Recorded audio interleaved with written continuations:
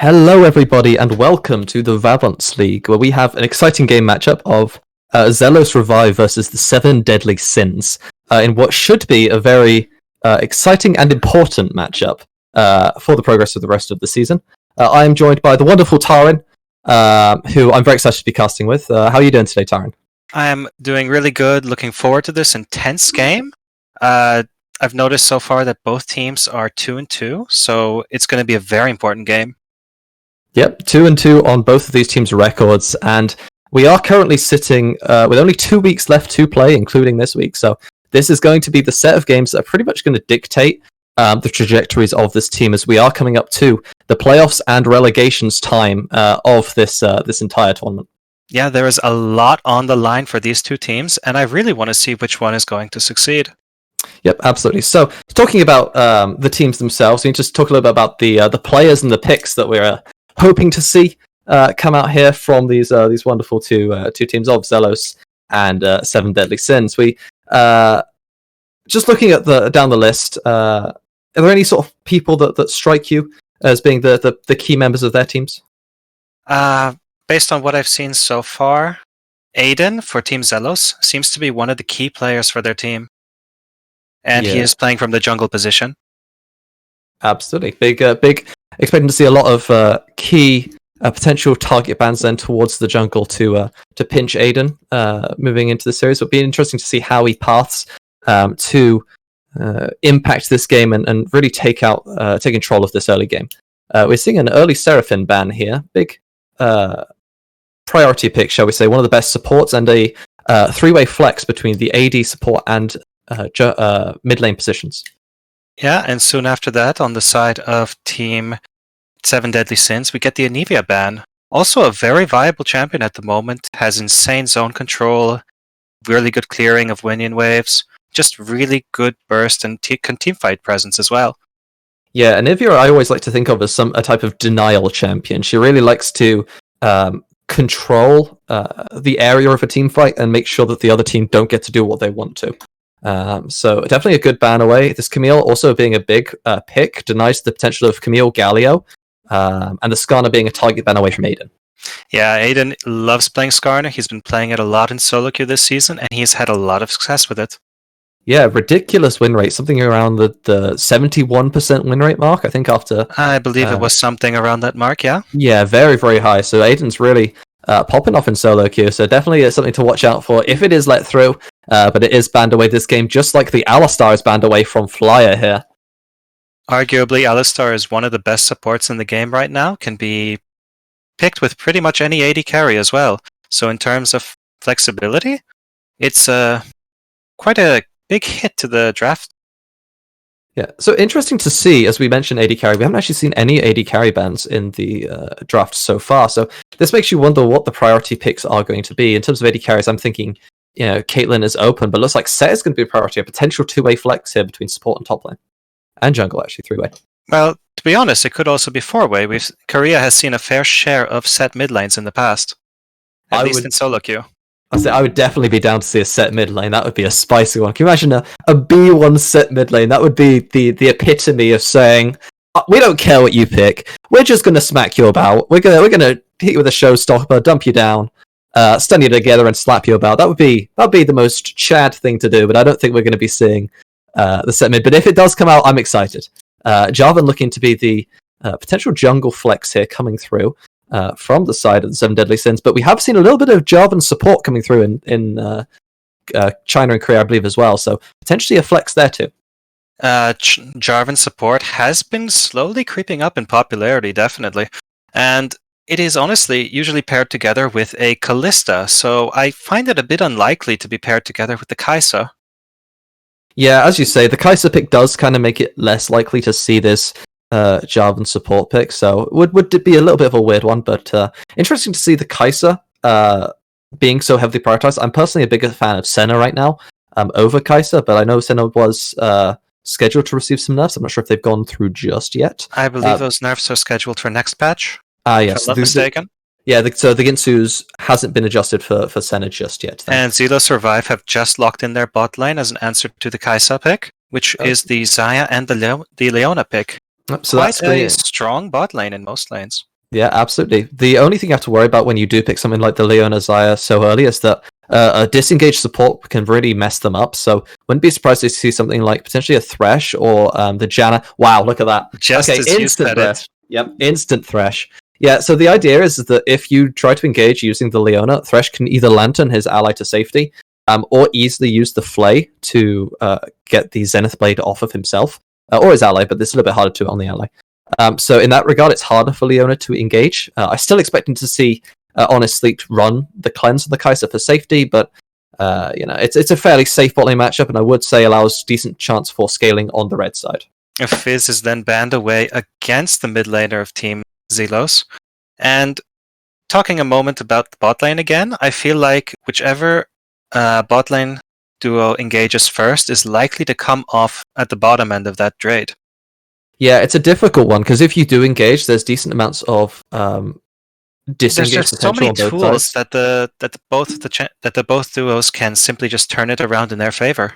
Yep, absolutely. There's a lot of things to be careful. I'm looking forward to seeing the mechanical side coming through. Seeing a lot of mid lane bans here coming through from both sides. In terms of mid laners open at the moment, are there any sort of champions that scream out to you as being pretty solid here? In general, I would say that we're not too far into the draft that, well, much can be said about mid laners. It could go either way. The fact that Jarvan was picked by Team Deadly Sins means the Orianna ban from Team Xelos was a very smart ban. Yeah, absolutely. In terms of other champions I can think of with Jarvan, the one that screams to me actually is Galio. Potentially could see the Jarvan Galio combo come through, but with Camille banned, it's going to be less effective. Other things, potentially we could see things like Zoe could be pretty solid, so can the Syndra. Malphite, I love a Malphite. Now this screams Galio, doesn't it? Malphite, Jarvan, Galio would be disgusting here This for red. definitely screams Malphite. And I'm sorry, not Malphite. This screams Galio. Oh, you're right. But in general, though, I think if their main plan was going to go for a Galio, they should have probably picked it as a third pick instead of the Thresh to leave a little bit of flexible. Yeah, absolutely would have been more of an option. I've seen a rise in Cho'Gath jungle here, so that could be a flex between the top and the jungle, between the Set and the Cho'Gath. I've seen it done with varying success, but Team Xelos will now be picking their last champion in a few moments, and then we'll know for sure where the Cho'Gath is going. Show me mid-set. Show me mid-set. Red first pick mid-set. I want to see it. I want to be the believer. But no, looks like we can be boring and pick Victor. Victor into Jarvan Malphite. You are brave. The lamppost is a brave man. It could go either way, but it is very, very risky. One small misstep from the Victor means instant death in most cases. Okay, there's just so much engage potential, and you have to consider that if any CC hits, it's not just the one person that's charging in. You have the killer instinct over the top. That's not happening. Just give me the Galio we're all expecting. Go on, don't pick Teemo. That's true. It's gonna be Galio. It's Wow. Oh. Okay, Vel'Koz. I'm not sure why they would pick Vel'Koz in this situation. I guess they want to poke things down a bit, but it seems a little off theme. It doesn't make too much sense with the rest of their draft. Yeah, the Vel'Koz is a bit of a weird one. Whilst they have a very solid team fight composition, it feels as though most of these champions want to go forwards as a form of dive and exactly into the backline. Whereas Vel'Koz wants to keep his distance and sort of drop that life form disintegration ray, as well as his poke over the top. And it feels like it's quite hard to play Vel'Koz into things like a Leona set trying to dunk into the backline and potentially Cho'Gath, but I, as I said, would have preferred to see the Gallia, but we'll have to see how well Fletcher can pilot this one. Could potentially be some form of comfort pick, or a lack of, should we say, experience on things like Gallia, and that's why he's pivoted into this Vel'Koz pick. I still find both drafts incredibly interesting because, on the one hand, we have Seven Deadly Sins with a bit more in-your-face engage style comp with the Malphite and the Jarvan and the Kai'Sa simply diving into the backline, dealing damage. And then we have the draft from Team Xelos. They lack a few engage options, in my opinion. Sure, they have the Leona ultimate to start things off, but what can they really do there? But what I see that they have in their favor is tools to turn fights around. If they allow if they allow Seven Deadly Sins to engage into them and then just turn, I think that's what their success could come from. So the biggest thing to monitor then in terms of this game moving forwards is how clean the engages are from the side of Seven Deadly Sins. If we see perfect engages with multi-man, unstoppable forces here from Motojo on this Malphite, or the Cataclysm catches multiple men with from Chime Bright, or even solid amounts of hooks here coming through from Flyer, with the combo damage they have in their potential, it's very difficult to deal with. But as you say, if these ultimates are only hitting one target, or they're not hitting anyone at all, then suddenly there is this option for Xelos to turn it around. It will definitely be interesting to see that execution and to see what does end up happening. We've talked a little bit now about the win conditions of these two teams in terms of the team fighting aspects. How do you view sort of these matchups, starting with what I'm expecting to be one of the big matchups here, this jungle matchup between Chime Bright on this Jarvan and Aiden on this set? I have a feeling that Team Xelos with the set jungle, if anything, they should try to set their bot lane up for success. They have the tools there already with the Leona. They can win the early 3v3 should that situation ever arise. But they really, really got to get that bot lane going on. So that would be my key thing to look for in this game, just to see how the set can path to achieve his goals. Okay, so Aiden needs to make sure his bot lane is running forwards. What about Chime Bright? What does he need to get doing in these early stages to try and run over? Jarvan is a very interesting jungle at the moment. He is a champion which can function really, really well, even when behind. He's a very low economy champion. So we could see just he can gank pretty much anywhere he wants. Cho'Gath is relatively immobile. So is Victor. So is Xayah early game at Leona. But it really just depends if he can find the opportunities to do so. So just make sure he finds the key to success in some form of early ganks, and it's not a big deal if he does fall behind in that gold department, as long as he does end up making stuff happen for his team. So that would be the explained version, yes. Excellent. So we see these two junglers, what they want to get done. We got Aiden, who's going to be going towards that bot side, make sure his AD carry is going, and Chime Bright's just going to be looking for whatever he can around the map. I like the fact you say that Aiden's coming bot lane, because when you flip it over to the other side and you look at the 7 Deadly Sins, the guy who I'm expecting to carry this is honestly on this Kai'Sa. Highest ranked in solo queue, really considered to be the main carry, especially when you're running this kind of wombo combo composition. He is the primary damage source, so I'm definitely looking out towards this bot lane to see what he can get done in these early stages.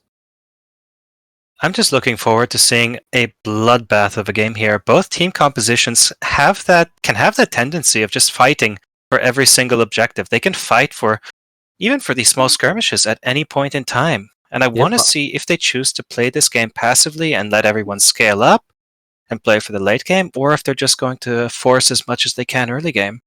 Yeah, both these teams do have really solid scaling aspects. It can't be denied that there isn't really a team that has a better, well, a lack of late game. We do have Vel'Koz on one side with Kai'Sa and Victor Zyre on the other side. So whilst I would probably give the early game to the Vel'Koz Kai'Sa side, you do still have solid scaling on both sides.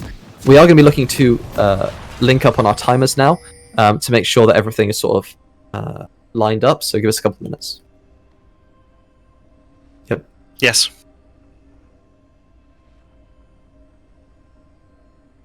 Okay, ladies and gentlemen, I apologize for the wait, but we are back and we are ready to get going into this game here. From the left-hand side, we have got the wonderful team of Xelos Revive taking on the 7 Deadly Sins.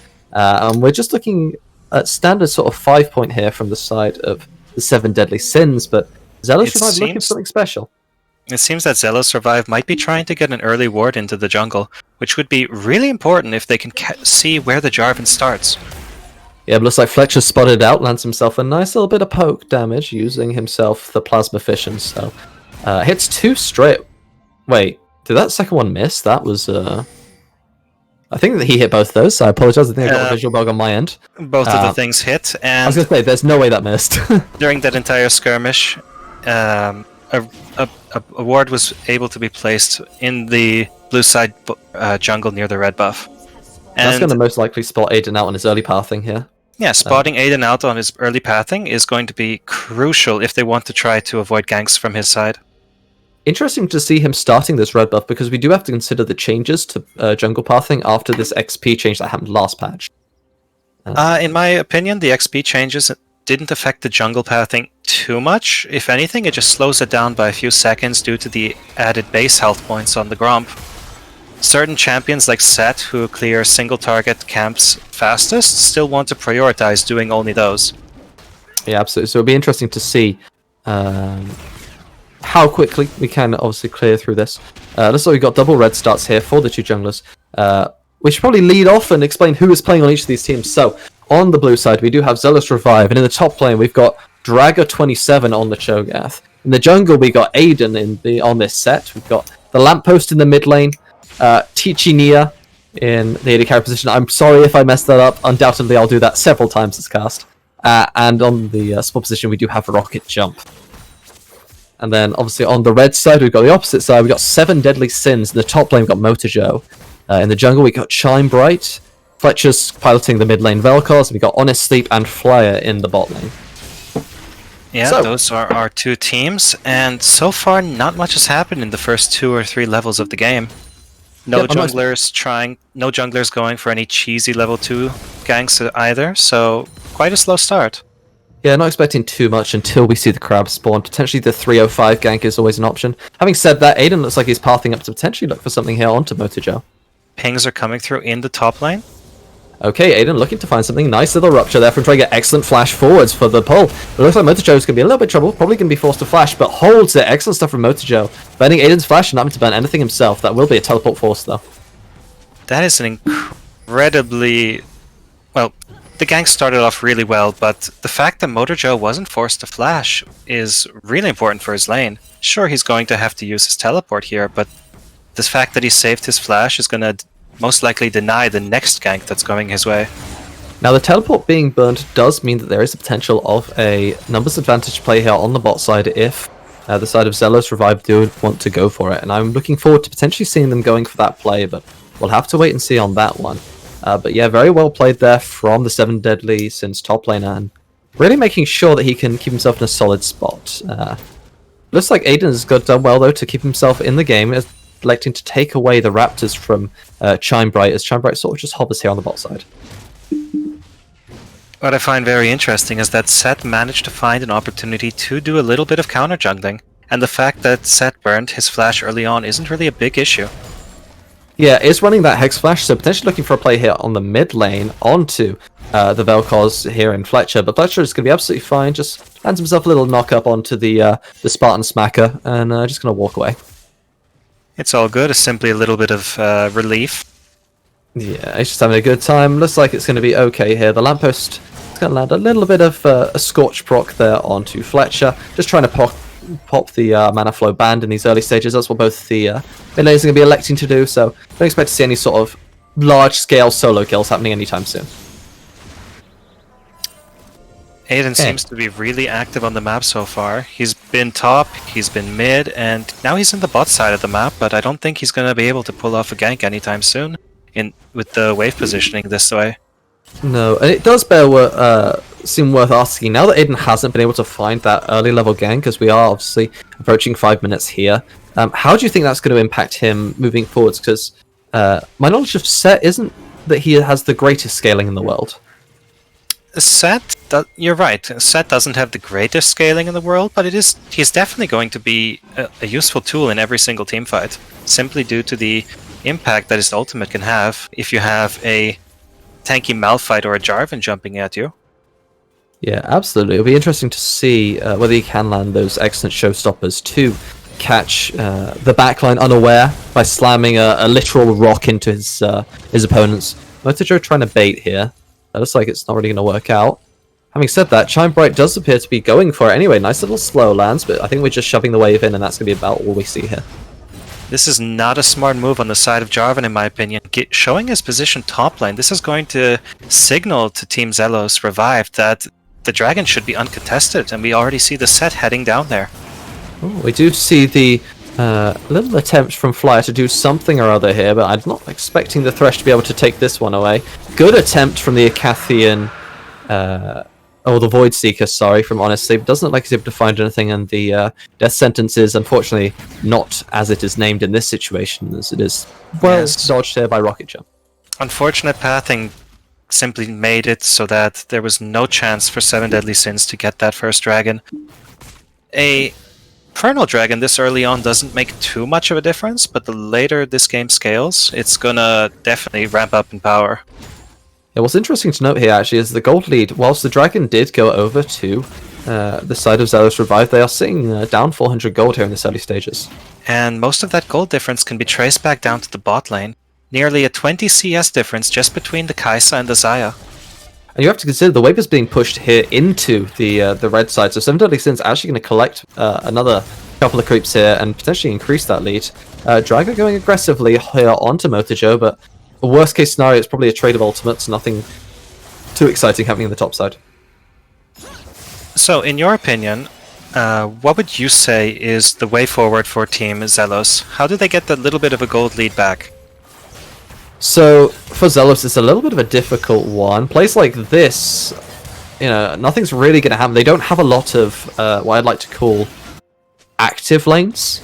Most of their champions are quite reactive in nature, one could say. So it's very hard to set up ganks for a Victor. So the Lamppost isn't really a gankable lane. He's just going to sort of sit there and chill. It's unlikely to see any sort of mega plays happening for Aiden onto him. We can see Jarvan jumping on the Cho'Gath in the top lane. Aggressive onto the Lamppost as well. Looks like he's going to be trying to kill Fletcher in a solo kill. Lands himself a little bit of damage. Now just trying to auto down, waiting on the cooldown. It's a good little bit of poke there with the Q and the flash forwards from Flyer. What is he looking for here? Excellent Voice Seeker. That's just a solo. What the?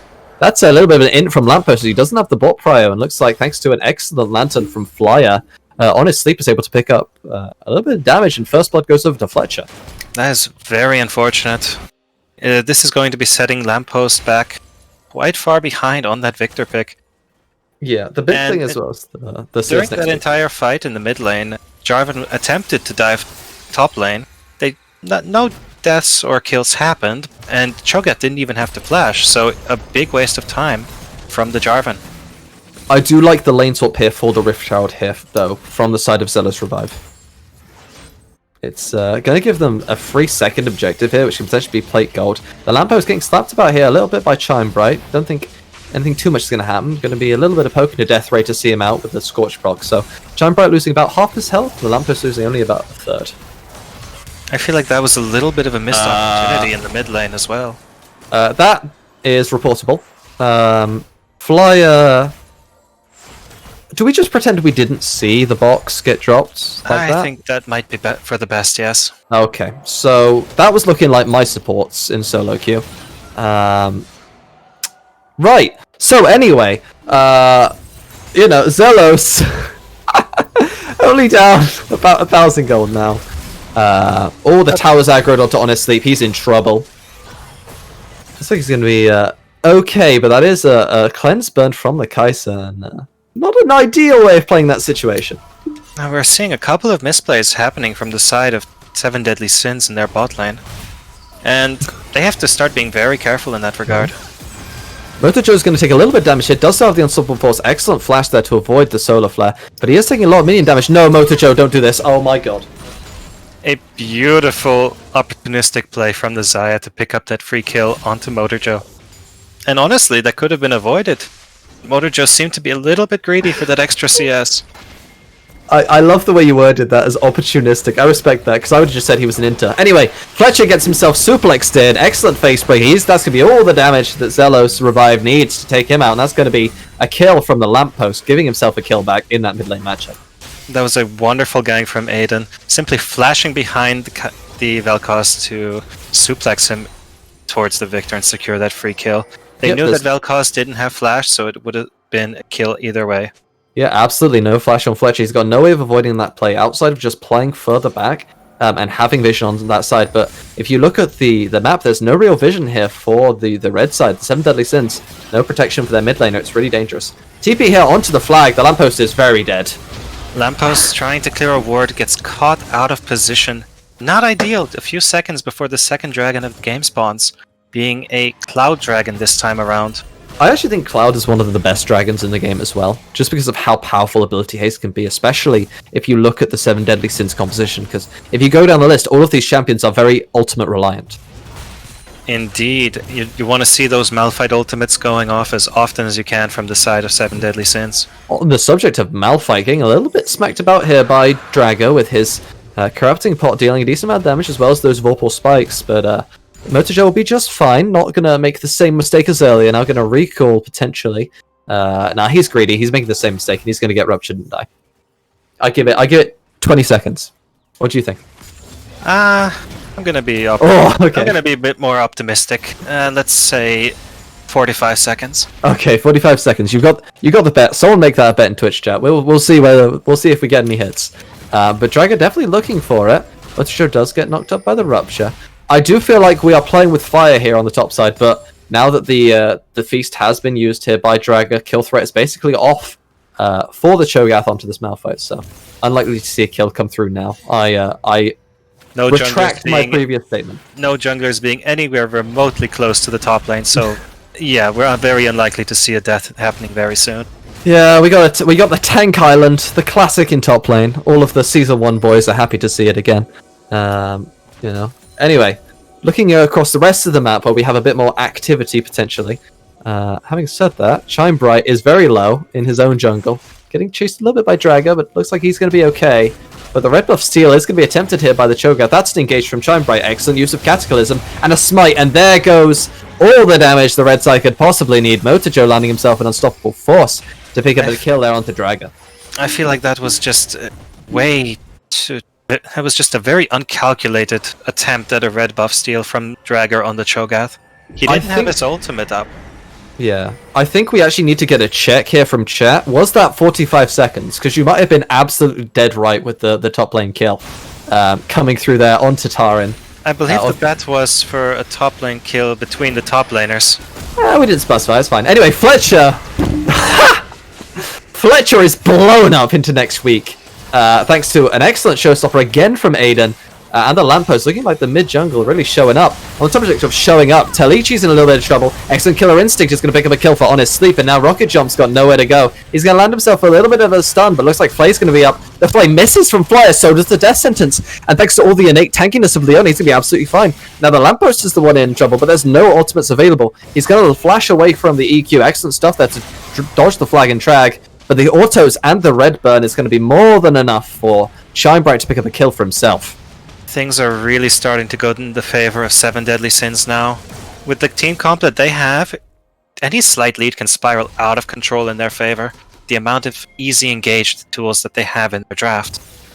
Yeah, absolutely. Landing multiple kills across the map is not something you tend to see. Usually if you're making a play in one area, but we do see Flyer and Honest Sleep coming in with what I can describe as a minor outplay in the bot side, picking up a kill there. Not able to land the Flay or the Death Sentence again onto Rocket Jump to catch the double, but it is a nice kill there onto Teichinia. as well as Chimebright just coming in and essentially just slapping the lamppost about on who's already staying around on very low HP. Yeah, the lamppost has been the target of some very cruel ganks in this game. I believe most of them were due to his mispositioning, but the Fletcher has seen the rough end of Set as well. Yeah, it seems like being ganked.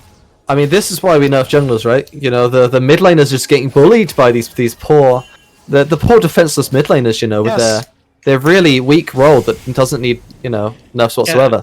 Yes, 80 carry mid laners make it so easy to be ganked sometimes. Yeah, it's just like a beautiful chest full of gold. You might as well go there. Absolutely. I mean, it's quite literally free real estate. Why would you not? Anyway, on the subject of free real estate, we got a nice little gold lead there. Starting to spout up here from the 7 Deadly Sins. Now up about 1,500 gold here. Good death sentence. That shouldn't have landed, but we'll pretend like it should have. From Flyer. Apparently Rocket Jump has a massive hitbox. It seems Flyer's hitting the hooks he shouldn't be. Yeah, but not the one that he should be. Exactly. That's the Thresh life, though. That's just support mains in a nutshell.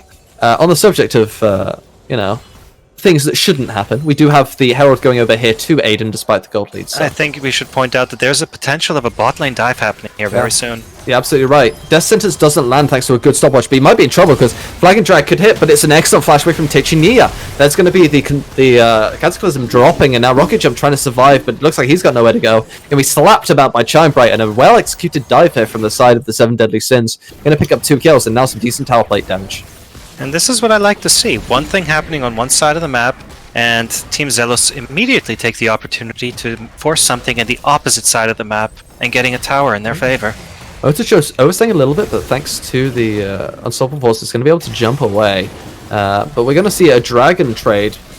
Likely to see the Herald drop half of the tower's health, but not going to be a full tower, I doubt, because one slap from Motojo is going to be enough to clear that thing away.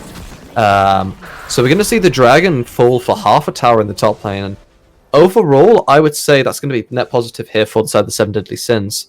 I would definitely agree there. We have the third dragon of the game, my apologies, namely being the Ocean Dragon, going in favor of 7 Deadly Sins. Yeah. And when there's also the Soul. So yeah, I was going to say, when I think about Ocean Soul, I think about how powerful it is. Does it favor a specific composition, in your opinion, in this game? I personally would say the Ocean Soul would favor the team composition from Team Xelos in favor quite a lot more, to be honest. They have the tankier champions that like to build a lot of HP, such as the Cho'Gath, the Set, and the healing from Ocean Soul it exponentially rises with value the more HP you have. Yeah, absolutely. I definitely prefer it on these tankier, bruisier champions that Team Xelos does have. But it's not. You're never going to be upset about an Ocean Soul. I'd actually make the argument it's probably top 2, with that and the Infernal Soul being the other one. To me, they're the best souls. As far as individual dragons, I think that the Mountain and the Cloud are both definitely very solid. But yeah, I definitely prefer to have an Ocean Infernal Soul. Flyer being forced to flash away here could be somewhat important with the Baron spawning in the next couple of minutes as well, as the next Dragon spawning in 4 minutes or so. So not going to have it for either of these neutral objectives. And Lamppost landing a little bit of extra poke there, just blocking the phase rush and going to clear out this ward now. I feel like the next major team fight that we should be seeing should be around the time when Baron spawns. There aren't any really neutral objectives on the map that either team can take right now, apart from maybe the mid lane turret from Team 7 Deadly Sins.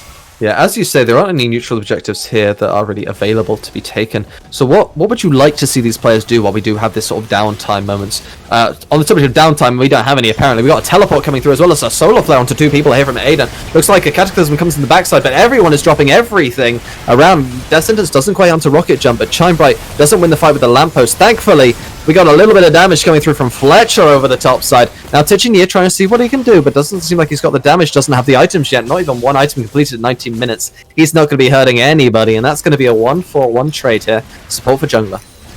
That was such a hectic team fight. I think it could have gone either way had one more player died on either of these teams. Yeah, it was a little bit all over the place. There wasn't really any sort of combos from either side, which I actually think is a more beneficial fight for Xelos. They don't really want these well-combined fights. I think they do want it a little bit more scrappy, so you can't land the Jarvan Malphite Vel'Koz wombo, so... I feel like Xelos really held their own in that team fight. It could have gone really poorly for them with the fact that Jarvan engaged on them when they were out of position. But they have the tools in the kit, they have the set, They have the Cho'Gath with the amount and Victor for the zone control. They can turn team fights around if there's even the slightest misplay from 7 Deadly Sins. Yeah. To me, that team fight actually kind of highlighted the importance of the current golden items on players, because there was an angle there for Tichinia to potentially be really dishing out damage. But if we look at the items, hasn't even completed his first item yet. We're 20 minutes into the game.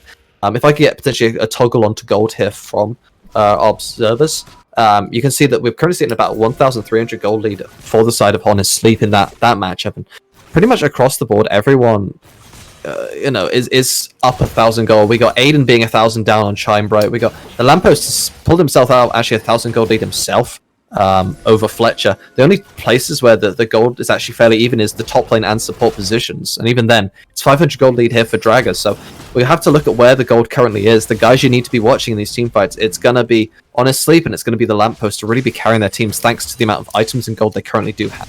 There's one thing I'd like to point out which makes me very happy, and it's the fact that Kaisa decided to not go Collector, but instead opt the LDR, the Lord Dominic's Regards.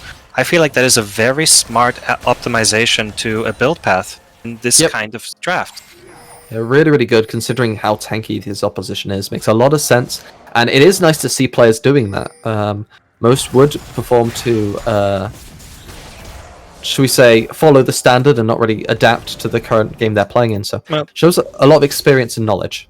To my knowledge, Collector is usually the item bought second on Kaisa, but if one does the math, you still hit that Q evolve if you just get the Kraken Slayer and the Lord Dominic's Regards. Oh, Rocket Jump's in trouble. He's going to take all the damage that could possibly be dished out. But looks like Techini is actually starting to deal it out a little bit. Dragger just eats the jar for breakfast. He's going to have a good time. Decent unstoppable force. Only lands onto Aiden, though. We got them all grouped up on the backside. Can Techini really find the damage? Doesn't look like he's able to, but thankfully the Lamppost is there, picking up a double kill for himself. Motojo now trying to deal it. Honest really didn't do much. No damage from Honest Sleep, really, in this team fight to carry on his side. The Lamppost being the major damage that we needed him to be in this team fight for Xelos to come back, and that could potentially be the second dragon of the game for Xelos to pick up. That was a wonderful team fight to watch. It really highlights the issue with the draft from 7 Deadly Sins. If they don't have a very clean engage onto the majority of the members of Team Xelos, they really will struggle. Yeah, absolutely. We need to be seeing a lot more combinations and make sure the opponent is grouped up before dropping all of these big AoE abilities. We saw a one-man Malphite ult there from Motojo, only catching Aiden, not really what you're wanting to see. Shine Bright not really doing that much either. The biggest multi-man engage was actually from Rocket Jump, who hit, I believe, 2 or 3 members there at the very start of that fight. So, again, it's a little bit hectic, not the perfect front-to-back team fight that they want, and that's going to cause problems. Moving forwards here, we do have the dragon spawning, the Baron, being spawned. Who are we favoring here for this Baron fight after seeing that last play go down? I personally would be favoring Team Xelos in terms of fights around the Baron. They simply have so much zone control together with the Victor, the threat from the Iona, even the threat from just getting anywhere close and having a Cho'Gath silence you and rupture you and knock you up. It's dangerous. Yeah, Flyer is in a little bit of trouble, gets Facebreaker pulled into a Zenith Blade and stun combo, gets slapped by the Haymaker, and that's just going to be a free kill donation over to the Lamppost, and now we could potentially be looking at the mid tower or the Baron going down here for the side of Team Xelos. I don't expect the Baron to be the target here. I think mid lane turret should be the optimal play for Team Xelos. Xayah was bot lane, and she's going to get the red buff and then rotate up to join her team, but they really need to get this mid lane turret down to open up the rest of the map. And I'm starting to feel a little bit worried here, because the 7 Deadly Sins did have themselves a nice little 2,000, 3,000 gold lead here in the early stages, around 10, 12 minutes. And slowly but surely, they're starting to lose the team fights. Now the gold lead fairly even. And I feel like the longer this game goes on, the difference just simply in the tools that Team Xelos have in their kits are just going to become ever more visible. Just watching Aiden almost get blown up by Fletcher there. Thankfully, he had himself the Haymaker shield to keep himself alive, but that's a lot of damage out the Vel'Koz, and that is definitely going to force a recall here from Aiden. Let's talk about the setup we need here, because are we wanting to play, first of all, do we want to play for this Dragon, or are we going for Baron here? What's the big neutral objective you think these teams are playing for? I think The teams right now should focus on getting the mid lane turret in any way they can. That way they have access to the jungle, they can ward up well, and just have control over the next neutral objective. Oh, good hook here from Fly. I don't think it's going to be a kill. Having said that, aggressive EQ from Chimebright. He's going under the tower, but loses about half himself in exchange for half of Aiden's. Not I feel like necessarily that worthwhile might for have the been a Jarvan. bit of miscommunication from the side of Seven Deadly Sins, Jarvan going in there. That could have spelled his death, that one little misplay, had Team Xelos reacted a little bit faster.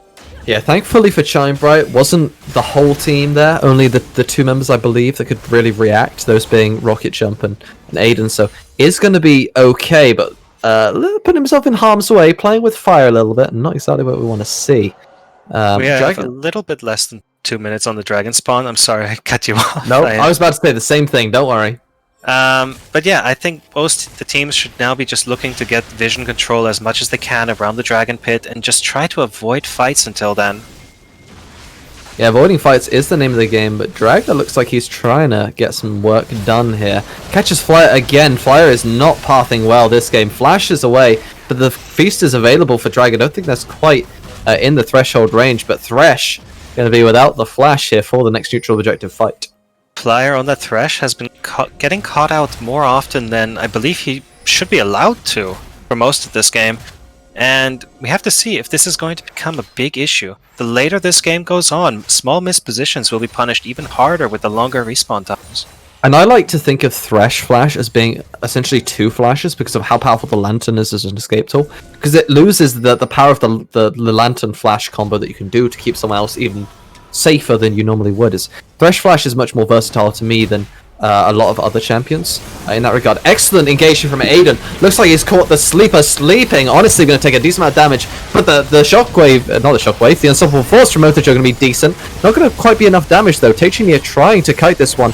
Excellent callback on the feathers, but that's a kill on the other side. Looks like it's going to be a 1 for 3 on the initial. But Dragon just goes in and solo kills Fletcher. He doesn't need anyone's help. A little bit of help there from Rocket Jump, I suppose, but it was all the big man there. Attempting to dive the tower again, but not intentionally this time. Flyer doing his best, and looks like the player who's getting caught out the most is the only one that survives at the end of the team fight. That was a very interesting team fight from the side of Seven Deadly Sins. They're probably the most important player on their team, Mr. No Sleep on the Kaisa, got chunked and died in that fight very early on.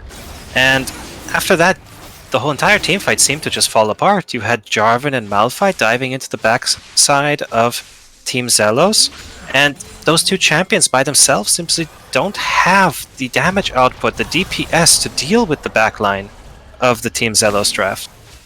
The only question I have left to ask regarding the start of that fight, was Honest Sleep in the shop?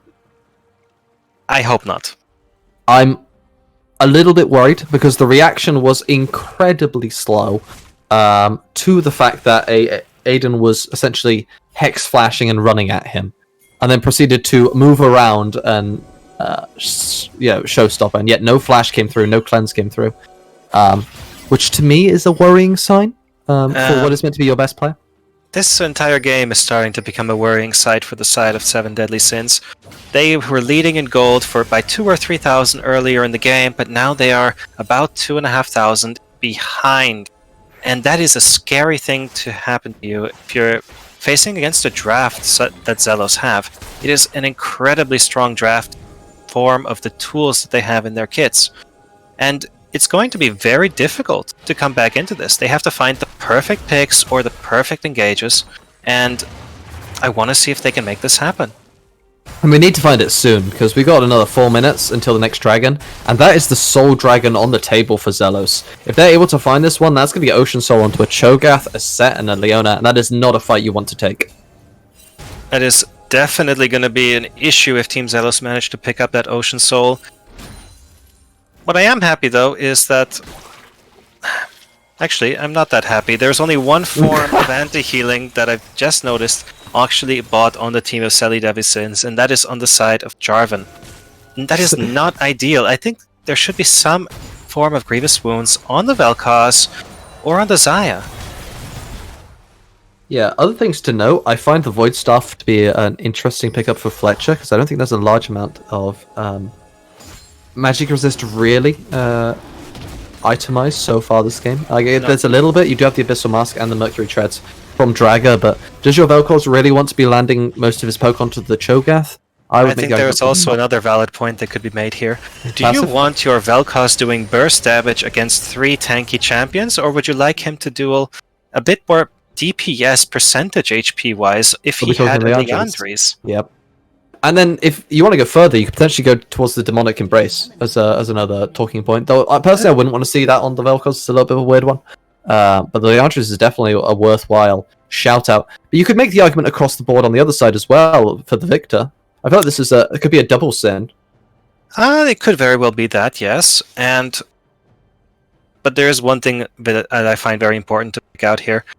4 champions on the side of Team Xelos actually do have Grievous Wounds. They bought the items they needed. Yeah, absolutely. The thing that's worth noting is how well these champions can heal in team fights. I think once the Soul Dragon does come through, then obviously it's a bigger deal. But at least for now, it's okay. It's not I would definitely prefer to see more of it, but it's not the worst thing in the world. What is the worst thing in the world is, again, this dragon, right? This dragon is big. This is like, if you lose this fight, the lamppost is going to be collapsed on here. Oh, Fletcher is just deleted by the lamppost. That is not a 1v1 you want to take. And now Chimebright's in trouble. Looks like everyone's going to have to drop every ability before the dragon spawns to make sure that you get this shutdown going onto the lamppost after Fletcher just gets deleted. I mean, outplayed, I guess, but it just looks like the damage is too high from this 3-item Victor. Lamppost did whatever he could in that situation to try and make something happen. The fact that he traded 1-for-1 while getting collapsed on is an amazing turn of events. There is one thing I have to question, though. Yes. Is it worth him burning the flash before this dragon fight? I don't think so, but there's also one thing to point out here. Kaisa picked up the 500 gold bounty, from the Victor due to his misposition. 500 gold into Kaisa's pocket. If she positions correctly in that upcoming dragon fight, or maybe even dragon fight, because the teams seem to be grouping up around there, that extra little bit of gold would make quite the difference. Wait, that's a teleport here being channeled from the lamppost before the objective spawning, so not going to be able to go into a side lane, so I suppose I'll have to group up for the next minute or so, but not the biggest cooldown, but definitely a weird one to see come through there. Anyway, we're going to have resets preparing for the dragon. I actually think, honestly, it's probably worth trading the dragon for Baron if you are the 7 Deadly Sins, just to make sure you don't lose that, because just how powerful Ocean Soul is for me personally. I think it's really overpowered, and should probably be looked at some point. Probably next season. But big talking points. Victor, no flash. All major cooldowns are up on the side of 7 Deadly Sins. Can we see the engage happen onto the lamppost?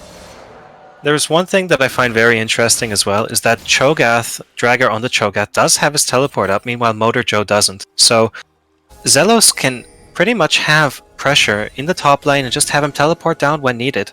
So this is going to be a little bit of a ticking time bomb here on the side, well, general here. They cannot... I'm sorry. 7 Deadly Sins need to try and force a fight as soon as possible. They don't have time to dance around, or else they risk losing potentially 2 top turrets and an inhibitor.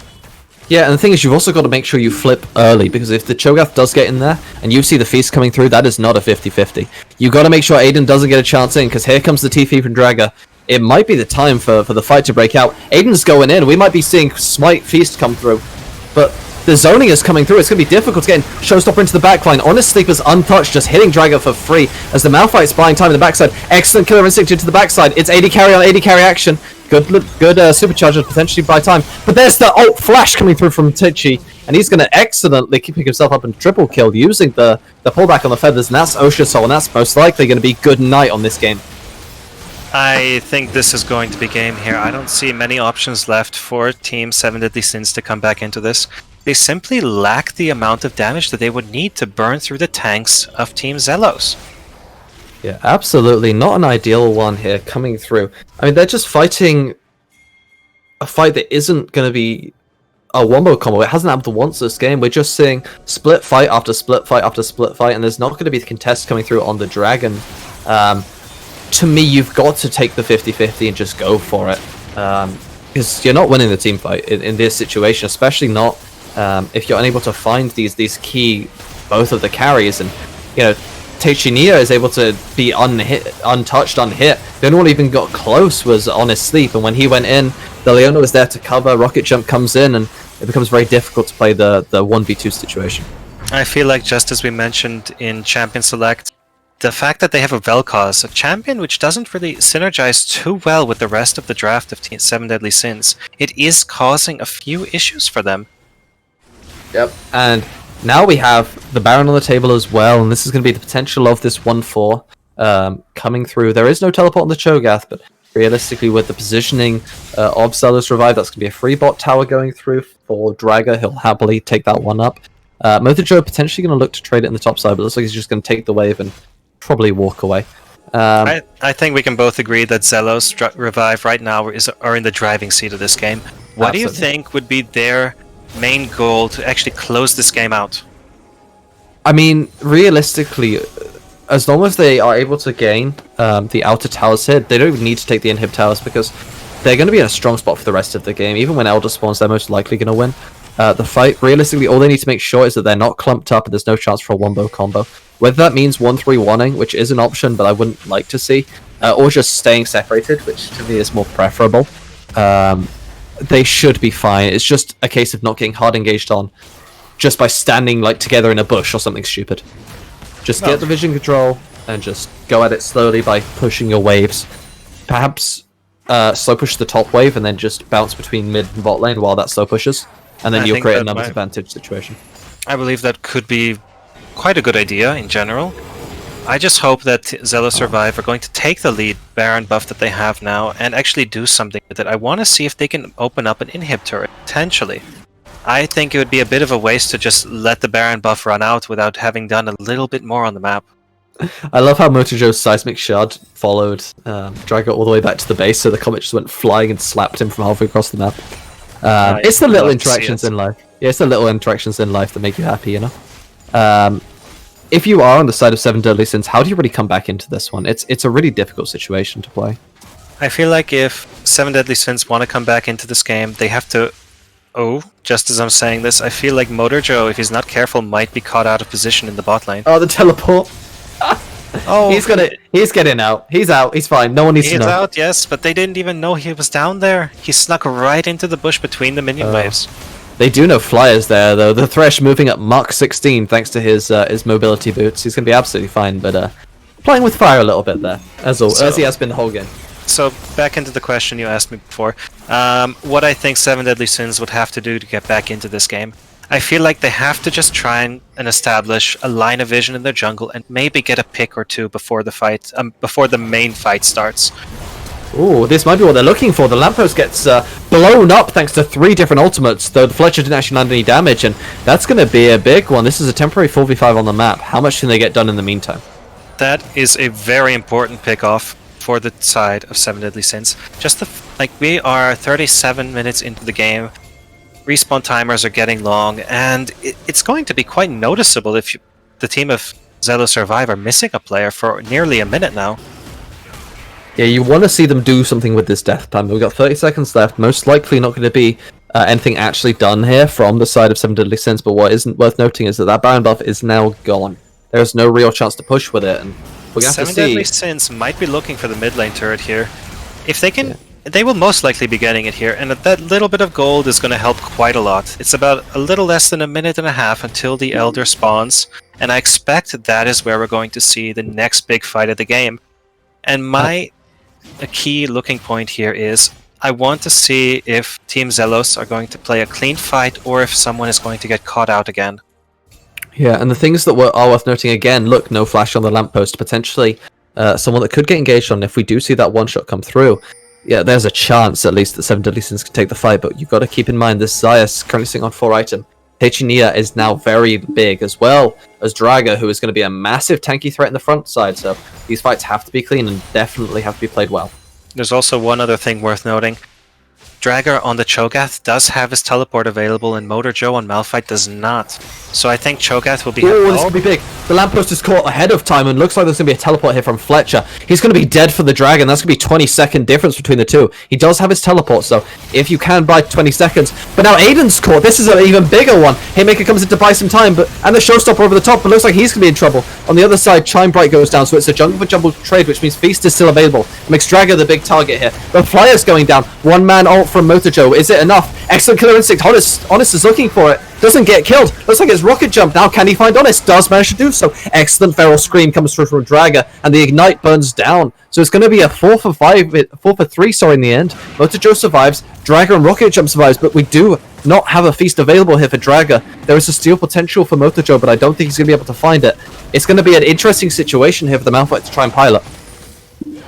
I cannot believe that team fight just happened. I don't know why Xelos Revive simply face checked the bush twice in a row, just walking in one by one, and they still managed to come out on top. That is a situation that shouldn't be happening.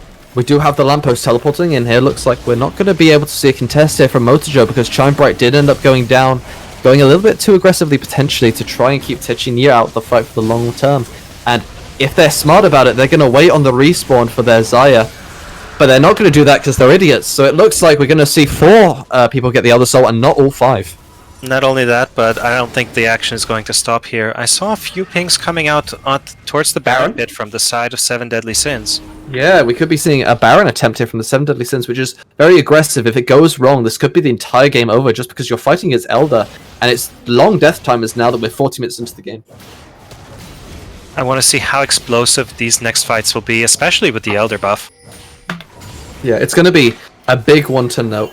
Looks like Aiden is searching around for vision, but does get himself caught a little bit. Seismic Shard is going to poke him, but Scorch is doing no damage at this point in the game, so... God, look at that man! What is that? Look at this Cho'Gath. He's an absolute raid boss.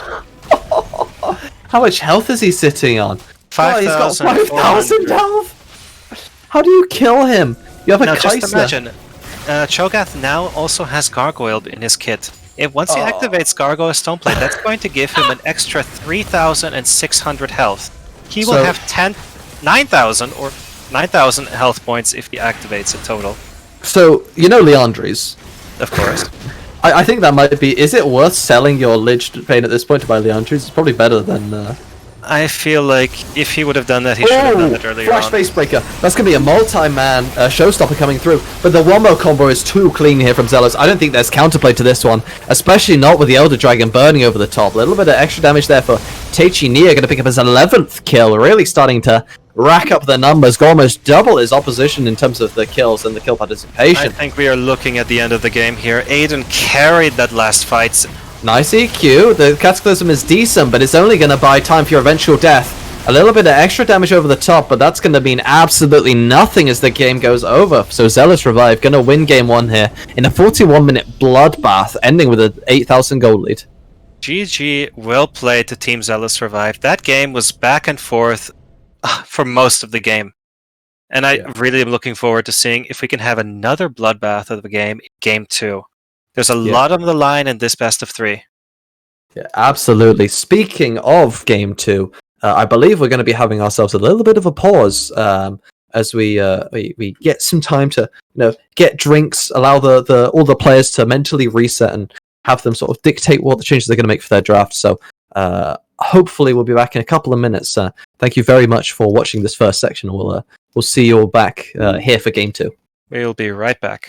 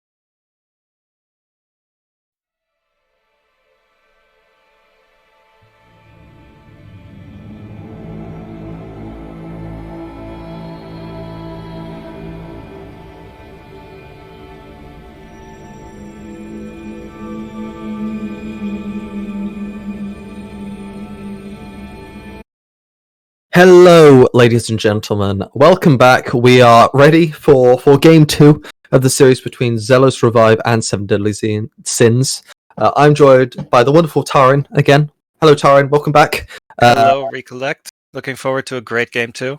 Yeah, I was going to say, are you excited for this one? Because I was loving that up until I saw, the items, the way teams fights were played, and pretty much anything after 15 minutes. I feel like I just want to see another bloodbath of a game. I don't care too much if there's itemization issues. I just want to see some brutal action between these two teams because, as we've said earlier, this is a high-stakes game for both of these teams.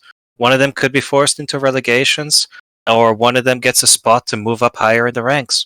And on the subject of the high stakes that we are mentioning, this isn't the only game that is being played right now, actually. So, whilst this game is sort of the mid-table battle, we also have Team Snowflakes and Deja Vu, I believe, who are playing at the moment. And that's quite a big game. That's first and second place, both playing against each other. Currently, Deja Vu up 1-0 in that series, so big decider for playoffs positioning moving forwards. And in the other series, we've actually got Verex and Full Metal Jacket, so the bottom and the other team that's actually contesting Snowflakes and Xelos at the moment. Verex Gold picking up their third win of the season, I believe, here, currently leading 1-0. If they pick that up, that's going to be a huge upset. Anyway, moving into the actual pick ban, we've got the same first two bans as the last game. Are you expecting to see any champions banned from the last game? Or are you thinking we're going to see sort of the same types of bans coming through? I think in the first three bans on both teams, we should be seeing about the same, maybe one change or two. But I just want to see the draft from Team 7 Deadly Sins include a little bit more damage in their draft, or at least a little bit more, a little bit more DPS in general. I feel like they really were lacking at the later the game went on. They only had burst damage from the Vel'Koz, and, not enough DPS from the Kai'Sa. Yeah, kind of felt like they were relying too heavily on Honest Sleep to really carry this one in terms of the damage department when, in the end, didn't quite have the damage to break through a 9,000 health Cho'Gath. Not going to say it's entirely his own fault, that is quite difficult to do. But that might actually be why this Cho'Gath is gone off the table. That's going to be banned away here, which does mean that we are opening up one of the champions from the last game. Forgive my knowledge, I can't remember who it was that was actually banned away in the first game that we are now seeing open. I cannot recall either, but definitely I think Cho'Gath is a good ban here. The champion simply scales extremely well into late game, has so much pressure with the true damage, the crowd control that he offers, and it simply is a great choice to get rid of. Yeah, it's definitely a powerful pick, especially if you are into this low health, low damage composition that we did see last time. Going to see the Udyr get picked up, which is considered to be sort of the powerhouse in solo queue, at least last patch it was. Going to be not as great now, but still an incredible farmer and going to be able to gain solo leads very easily. Oh, there it is. Oh, there it is. We have seen the Poppy pick, and yes. I've been wanting to see this. Aiden has been playing Poppy recently in solo queue, once I took a look at his match history, with a decent amount of success. Yeah. And I'm really looking forward to seeing what he can do. I am a huge fan of Poppy Jungle in terms of, I believe it's the Dark Harvest variant, if I remember correctly. Yes, he is playing the Dark Harvest variant, most likely. You just do so much damage, and you're just innately tanky by being Poppy. It's so powerful, and it's not just the fact that you're playing Poppy. Kai'Sa is now no longer an option for Honest Sleep, because they have Poppy. If you try to play Kai'Sa into Poppy, she just walks at you, presses W, and will one-shot your health, your entire health bar. So, not only that, but if she manages to survive that, then there's also the Leona to CC her down while the rest of the team can have their damage rotation. Yeah, absolutely. So it becomes essentially an unpickable champion now. So without banning it away, they've already sealed Kai'Sa. If we do see Kai'Sa on blue side, very difficult to pilot, and I don't expect to do so. I wonder what the pivot will be. Looks like we're going to see the Thresh lock in, and we're going to hide the AD carry pick for now. For this reason, if I see Kai'Sa banned on red, ban 4 or ban 5, I'm going to be very upset. Anyway, I'm really wondering what these two champions are going to. What these two teams are going to do for the third and fourth and fifth bans. I feel like it could go either way. Kassadin was banned in game 1, if I'm not mistaken. Yeah, actually, the ban was Udyr. So Udyr was banned away last time, which means that the Udyr first pick is essentially a takeaway, so they didn't have to ban it again in this game, which is why the Cho'Gath is off the table. Yes, Chime Bright has played a decent amount of Udyr in his recent games, so I'm guessing that is why they've decided to pick up this champion.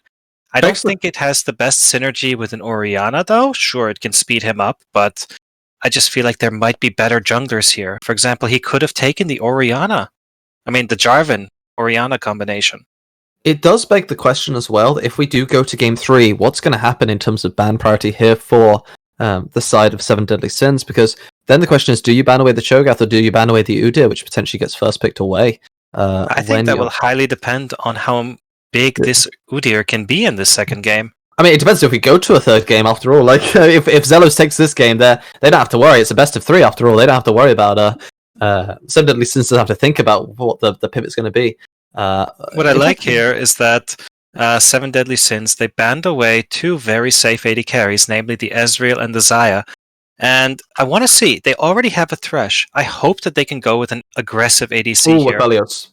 Such as the Aphelios. Give me Aphelios. Aphelios into Kai'Sa with Thresh is such a horrible matchup for the Kai'Sa to play. I'm actually very confused as to why Kai'Sa was picked up in the first place here by Teichinia. I feel like that they're not going to pick it. So, Senna is being screamed like really solid. It's still open. Aphelios was an option. Caitlyn is an option. All these champions are definitely more optimal than to pick this when there's all of these counters up after all Thresh has been picked. And playing it into Caitlyn or Aphelios is like a death sentence in lane. And now we have the final champion locked in for the side of 7 Deadly Sins, and that is the Sion. They have a very interesting draft at the moment, and I'm not quite sure how they want these team fights to be played. It seems to be a little bit all over the place. Yeah, we call this the solo queue composition, where everyone just picks their favorite champions, and then we just sort of see how it works. They do have decent ball delivery system here, to be fair. You do have Sion, you do have Thresh potentially if he decides to take the death sentence in with a Flay. And Udyr can be sped up, land a Bear Slap, and then combo it into the Shockwave. You do have those as options.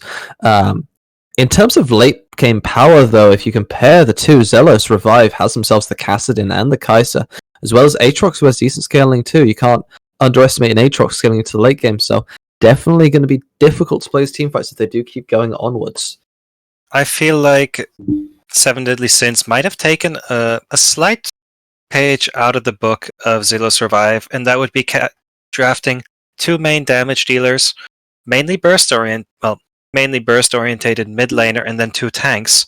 And that didn't work out too well for them last game, so I'm hoping to see that they can actually use the draft properly and get those quick wins in, because if they can manage to get someone such as the Orianna fed, they should be able to breeze through the mid lane and get a lot of gold in their pockets. Yeah, the big thing to talk about here, as with every game it's picked, Kassadin has been played. Does he get to level 16 freely? Does he get to level 11 freely? Does he get to level 6 freely? How easily is he able to get there? Against this composition, what are your thoughts? Against this composition, I think it will be quite easy. If Kassadin just, he's against an Orianna in lane. Orianna is most likely going to be pushing in Kassadin. However, on the off chance that Kassadin is forced to push his wave out, it is going to leave Udyr so many opportunities to gank him. And Kassadin before 6, if he falls behind, he's going to struggle very hard to get back into it. So the big question here is Fletcher going to push like a bot? Or is he going to allow the wave to slow push into himself? I feel like that is going to be the key talking point in the mid lane. Just the manipulation between these minions. Yep. It's that wave control. We're going to see how... We've seen the mechanics. We've seen the CSing. Now it's time to see the wave control. How good is Fletcher's wave control? How good is the lamppost? If it's at the lamppost tower, we know something's gone wrong here for Fletcher. There's one thing I'm wondering about, and I was wondering if you know the answer to it. Sure. Does Poppy, with her W, stop a charging Sion ultimate? No, I believe Sion is unstoppable. Alright, good to know. Then it does feel like that aspect of Poppy, that she could stop dashes, is a little bit wasted right now. But the champion itself is still going to do a lot of damage. you don't see the 5-head Poppy play, you see. Thresh is going to land an insane death sentence onto Tichinier's Kai'Sa. He's going to dash in, and then suddenly Aiden's going to go, no, stop right there. You violated the law. And then, there's the Keeper's Vanguard. The W knockup comes through, and then you got a wall stun and all the damage to one-shot flyer. That sounds like an extremely idealistic scenario. No. That's consistent. That's 100% consistent. Happens every game. I guarantee you, it'll 100% happen. Yep. If it does happen, I'm really looking forward to seeing it because it would be a first for me.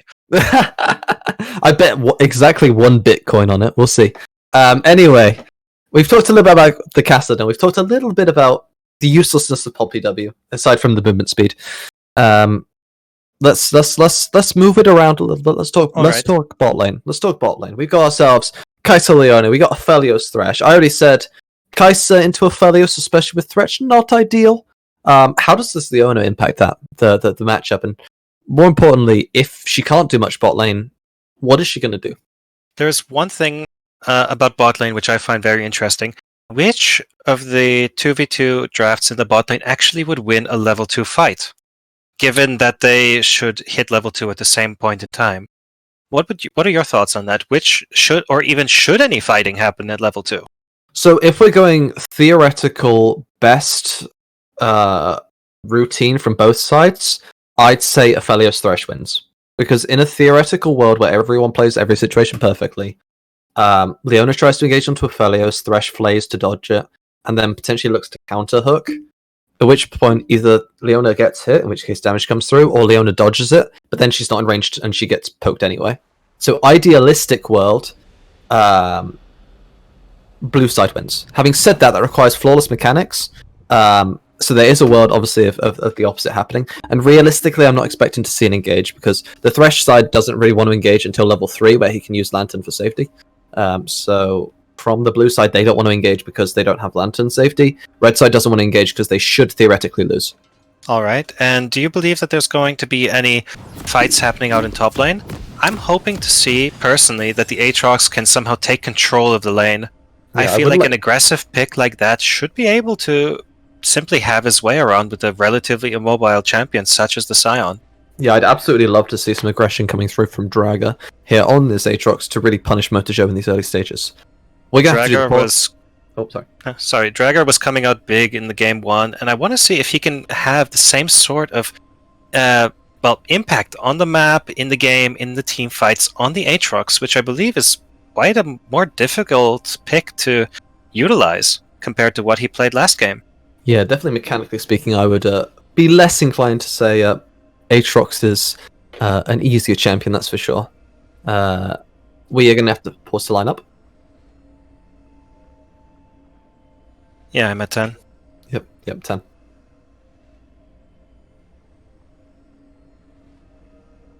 Well, ladies and gentlemen, boys and girls, people of all ages, children of all ages, whether you're 67 or 3, we are back here for Game 2. And you know what? I'm feeling these comps. We got a little bit of spice on each side. We got a Dark Harvest Poppy on the red side. We got a little bit of Scion, Udyr, Orianna on the blue side. We're all having a good time. Every mid lane is running Scorch every game. And yeah, I'm psyched for this one. I guess we should start with talk about the invades that are happening here. A little bit of vision going down here. A little bit of a vision panel, just to try and spot out where each jungler is going to be starting their pathing. And I'm really excited for this game too. I want to see this Poppy jungle succeed. I'm a jungle main myself. I want to see if this is a new juicy pick I can add to my champion pool or not. See, I'm not a jungle main, but I'm absolutely happy to add Poppy to my repertoire just so that I can int people. So even if it goes badly, that's if it goes well, you can pick it up. If it goes badly, it's mine. Okay, so I'm excited either way because we got Poppy jungle. We've got Dark Harvest Poppy jungle, and that is not something you get to see every day. No, it is not. But I think it just screams that this Poppy wants to play aggressive. And if we can go off of anything that happened in game 1, is that these teams love to skirmish and they're not afraid to just fight it out.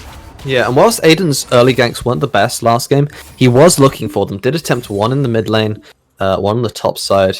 in the first 5 minutes. So very active in those early stages, trying to find the angles. And as you say, it's going to be interesting to see whether he can find it here in game 2. We may as well run down your teams after Motor Joe loses half his health bar in a trade because Aatrox. We've got, on the blue side, the 7 Deadly Sins again. We've got Motor Joe, Shine Bright, Fletcher, Honest Sleep, and Flyer. And on the red side, we've got Xelos Revive with Draga. We've got Aiden, the Lamppost, Techinia, and Rocket Jump rounding out the team. Fletcher taking a lot of poke here from the Lamppost, who's sustaining very well using this fleet footwork. Yeah, the early game matchup between the Orianna and Kassadin should honestly be going in the favor of Orianna. She simply has the auto attack range and even the ramping up damage on the auto attacks. But apparently the Lamppost is playing the champion very well. And he simply is able to mitigate most of that damage and even trade even harder back. Yeah, excellent stuff there, really, from the Lamppost, making it happen. Flyer has seen enough about his mid laner playing that matchup and has decided he's off to Narnia. On the subject, Aiden comes from Narnia, lands an excellent bit of poke damage onto Fletcher, a little bit of burst coming through from the Dark Harvest and forces the flash in the early game. That is a vulnerable Orianna now for the next couple of minutes. Orianna being forced to flash at minute 3, ganked by a Poppy jungle at... I wanted to see it. It's difficult to say. I did not wake up this morning and think I would say a Poppy jungle ganked at minute 3. Yeah, I mean, it sounds like a fever dream, doesn't it? Oh yes, my Orianna was ganked by the Dark Harvest Poppy jungle in the Kassadin matchup she was losing in lane. Anyway, oh my word! Thank you, Auto Camera, for pathing us to the bot side just to see Flyer get blown up, thanks to another early aggressive play here from Aiden. Picks up a nice assist, another Dark Harvest block, or rather collects his Dark Harvest block from earlier, so he's got just the one for now. But first blood goes over to Techinia, the guy who was hard carrying the last game in terms of the KP. And a kill on the top side. Yes, we had fights breaking out in the top side, in the bot side. Udyr was ganking top just as the fight in bot lane broke out, managing to pick up Dragger, and he was forced to burn his flash. So did Udyr, but I don't think that's a big issue. Udyr can simply run back in to repeat gank top lane, and I want to see if he can do that. Yeah, absolutely. So it's going to be interesting to see.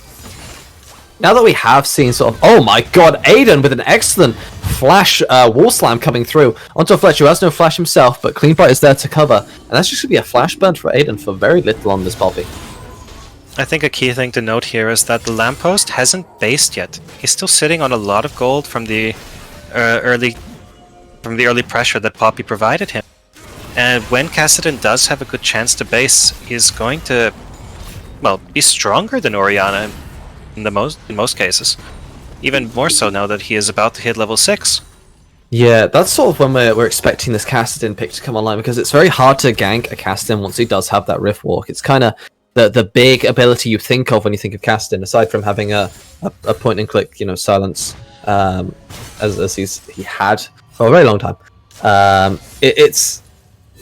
It's a little bit difficult to do much now, especially when Fletcher has no flash himself. Chimebright doesn't have the flash to land a flash bear slap. There's no shockwave available, so realistically, not much you can do to the Lamppost. So he's going to take his sweet time scaling up into the monster that he will inevitably be once we get into the late game stages. And when you see Kassadin, you think, get this early game stuff going. So early dragon going to be very important. Well, that's not exactly what I think when I see Kassadin. For my immediate reaction is to dodge champion select, but I don't think that was an option in this game, though. I mean, it depends. You see, you've actually just got to be a 5-head and just say, guys, sorry, Riot bug that we have to go onto a different server. You don't have all those champions. That sucks. Excellent riff walk to dodge the shockwave and the flash away. So Lamppost is forced to burn his flash, but this is what I was talking about. Once he does hit level 6, this champion is very slippery. Yes, Kassadin being a jungler's nightmare to gank once he gets his Rift Walk unlocked. He's going to be happy to just recall here, use his teleport most likely to get back to lane, and he's going to be sitting in a decent spot as the gold is pretty even here with no neutral objectives going down. I think that's fairly beneficial to the red side who just wants to do nothing and scale. Recollect, I got a smile on my face when I just realized that Poppy on her first base picked up the Sheen. Oh my. On the subject of happiness, we've got a little bit of an engage here from Rocket Jump. Looks like 3 summoners are going to have to be burnt to keep the support alive off an engage that he went for. Onto Xelos Revive and only burning the cleanse. Now Aiden looking to be aggressive here. Shinebright's in trouble, goes right up to the wall and just gets slammed into it. Lamppost is going to happily rift walk forwards, but it's now a 2v3 temporarily. Aiden gets hit a little bit. Dragon's dealing some decent damage, but now Fletcher's the one who's getting slapped about. Oh, Flyer sends the hook in exactly the wrong direction, trying to catch out the Lamppost, I believe, but that wasn't where I think you should be aiming that one. They're going to be way too far away. Might have bitten off a little bit more than they can chew there. That was a very optimistic Dragon attempt from Chimebright, simply getting collapsed upon by the rest of the enemy team. Oh, excellent prediction there onto Rocket Jump. He's going to be re-engaging onto Honest Sleep to try and buy some time, but there's no way you are living here. That's going to be a cannon to the face, and the kill comes through for Honest Sleep. And just as in Game 1, we have action all over the map, usually around the objectives, but this is what I love to see. I love these action-packed games. I thought you were going to say, just like in Game 1, we have the red side support inting. No. I was like, Jesus! My man's a savage! We cannot be that We're not that bad. No. This is the Valence League stream. This is not twitch.tv/ No, I'm not that mad. Anyway, Aiden here, going to be clearing out some vision using the sweeper. Looks like it is going to be a pink ward denial coming through, which is going to be quite useful. And they've got temporary prio as Honest Sleep is going to be looking for a recall, and that's looking like the Ocean Dragon coming over to the side of Xelos Revive, and that to me is it's quite a big one, seeing as that's going to deny Soul for another 5 minutes for the side of the 7 Deadly Sins. Xelos Revive finding a very good timing to pick up that dragon, right on the base timings of the Aphelios and Thresh. I mean, if you have an opportunity to get a free dragon like that, you have to go for it. And the big thing to me, as I said, is it's not even just the dragon itself, right? If you have the scaling composition, Chimebright going to try and find engage. He does have flash, but it's really not likely when Fletcher's that far away. Unless Oriana wants to flash forward so we can put the ball on Chimebright to land a shockwave afterwards. It's just too much committal for a potentially negative play. I do find the fact that Lamppost is playing this matchup very, very well. He's up in CS against a ranged mid laner who tends to auto-attack often, and he's a Kassadin. And he's managing to outfarm the Oriana. That is an astounding feat. We did see the Lamppost do very well in his matchup against Fletcher in Game 1 as well. Not great at avoiding the whole ganking thing, but, you know, got multiple solo kills. And if not solo kills, was in situations to get them outside of, you know, team support helping out in the end. So you could make the argument that at least from the 1v1 perspective, Lamppost is one you would favour. Shockwave going down from Fletcher actually in the mid lane. Lamppost doing very well. Good flash from Draga. Can he buy enough time for people to come? Looks like Aiden is trying to pass his way up here, currently in the river, but not really able to do too much. Decent damage actually from Draga. This might be a situation where Aiden could turn this one around. Flash available for Charmbright, so potentially could get out, but decent engage. Double knock-up coming through from Draga and Aiden, both burning aggressive usage of flashes to catch Chimebright unawares, and Rocket Jump just tanking a tower for fun. That was a beautiful turn on the side of Team Xelos Revive. Dragger on the Aatrox just simply buying enough time for Aiden and Poppy to show up, and they burn the Scion Flash as a result of it, and they get a kill for all their troubles. You cannot wish for a better result. Yeah, excellent stuff there from Dragger. Really playing that situation incredibly well. Avoiding so much CC for such a long time meant he could get a lot of damage out and really stall for Aiden to show up. And then the flash coming through, as well as the Darkened Blade Q knock-up combined with, obviously, the Keeper's Verdict coming through from Aiden's, meant that there was just enough CC for Chimebright to go down, even with the flash being available. Something I think is really worth pointing out is that due to that recent mid lane skirmish, Lamppost was able to get a lot of gold funneled into him. He just picked up 2 solo plates, several mid lane waves. He's 20 CS up over the Oriana now, and they recently secured Herald. Yeah, that's the big one, is that Herald, because if you make one play here mid lane, we could be looking at a Herald drop, and that's going to be first tower going down with plate money. The Herald was picked up by Kassadin as well, so when he summons it, if it crashes into the mid lane turret, for example, he's going to get the full value of the gold. With the Oriana room, this could actually be a decent angle to drop that Herald for the free gold for the Lamppost, so It's an aggressive play here from Fletcher. If it doesn't work out, this could be a first tower going over to the side of Xelos Revive, but we're going to see Fletcher go for it. Shockwave does land, but the knockup from Motojo isn't going to come through. He doesn't have himself the ultimate. Dragon might be able to just ult and run away, but he's looking to turn it around, actually. Decent damage coming through. Multiple knockups from the Dark and Blade coming through, and here comes Aiden. Going to land himself a nice little wall. No stun coming through, but it's a push away, forcing Motojo into some unforced Motojo alcove gameplay. Not going to be happy about that one. And it's going to be a kill coming through. But there's a little bit of damage coming back thanks to Fletcher and the passive from Motojo, but it is going to be a free kill here. And the Herald is not dropped, but we could be looking at first tower. Wondering why the Cassidy has not dropped the Herald. Rocket jump, that's not what you want to see. Having said that, maybe it is. Looks like they're going to try and turn it around. But the Crescendum, so close range. It's not what you want to see if you're on the red side. Decent amount of damage. It's going to be a little bit of a slap fest for Flyer. That's going to be a 2-for-1 here coming through from the side of Seven Deadly Sins. They're going to be happy about that one. Taichi and Rocket Jump. It's just constant action. I apologize for interrupting. I thought that was going to hit, but Motojo threw that one over to Australia. So that's not going to be a land on the unstoppable onslaught, and we are happy to just chill out with the Herald spawn. It is quite alright for interrupting. It's all okay. It seems that Taichi and Rocket Jump just get off more than they can chew, and Aiden is going to pick up even with... Oh, the red burn! Oh, no, that is unfortunate. Poppy showing up in bot lane to give a little bit of a consolidation prize to the,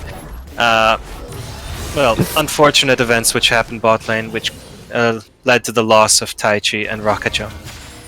Yeah. I'm sorry. I'm not trying to interrupt your caller, but there's just action everywhere all the time. I completely understand. Anyway, we get to see Aiden just slap a Thresh about. That's the worst feeling, by the way. If you flash away and then die to either red smite or red buff, it's just automatic embrace. You know, these sort of dot abilities. You think you're fine, and then you're just not. And the Flyer has just experienced a pain that I think, I'm going to salute my man. You don't want to experience it, but it has to happen to everyone at least once. If I remember correctly, you said you're an AD carry main, correct? Yep, absolutely. So does that mean you miss the old Draven passive? I never played with the old Draven passive. I started in Season 7. That is unfortunate. But do you remember what it did? No. It gave him a bleed on every single one of his auto attacks.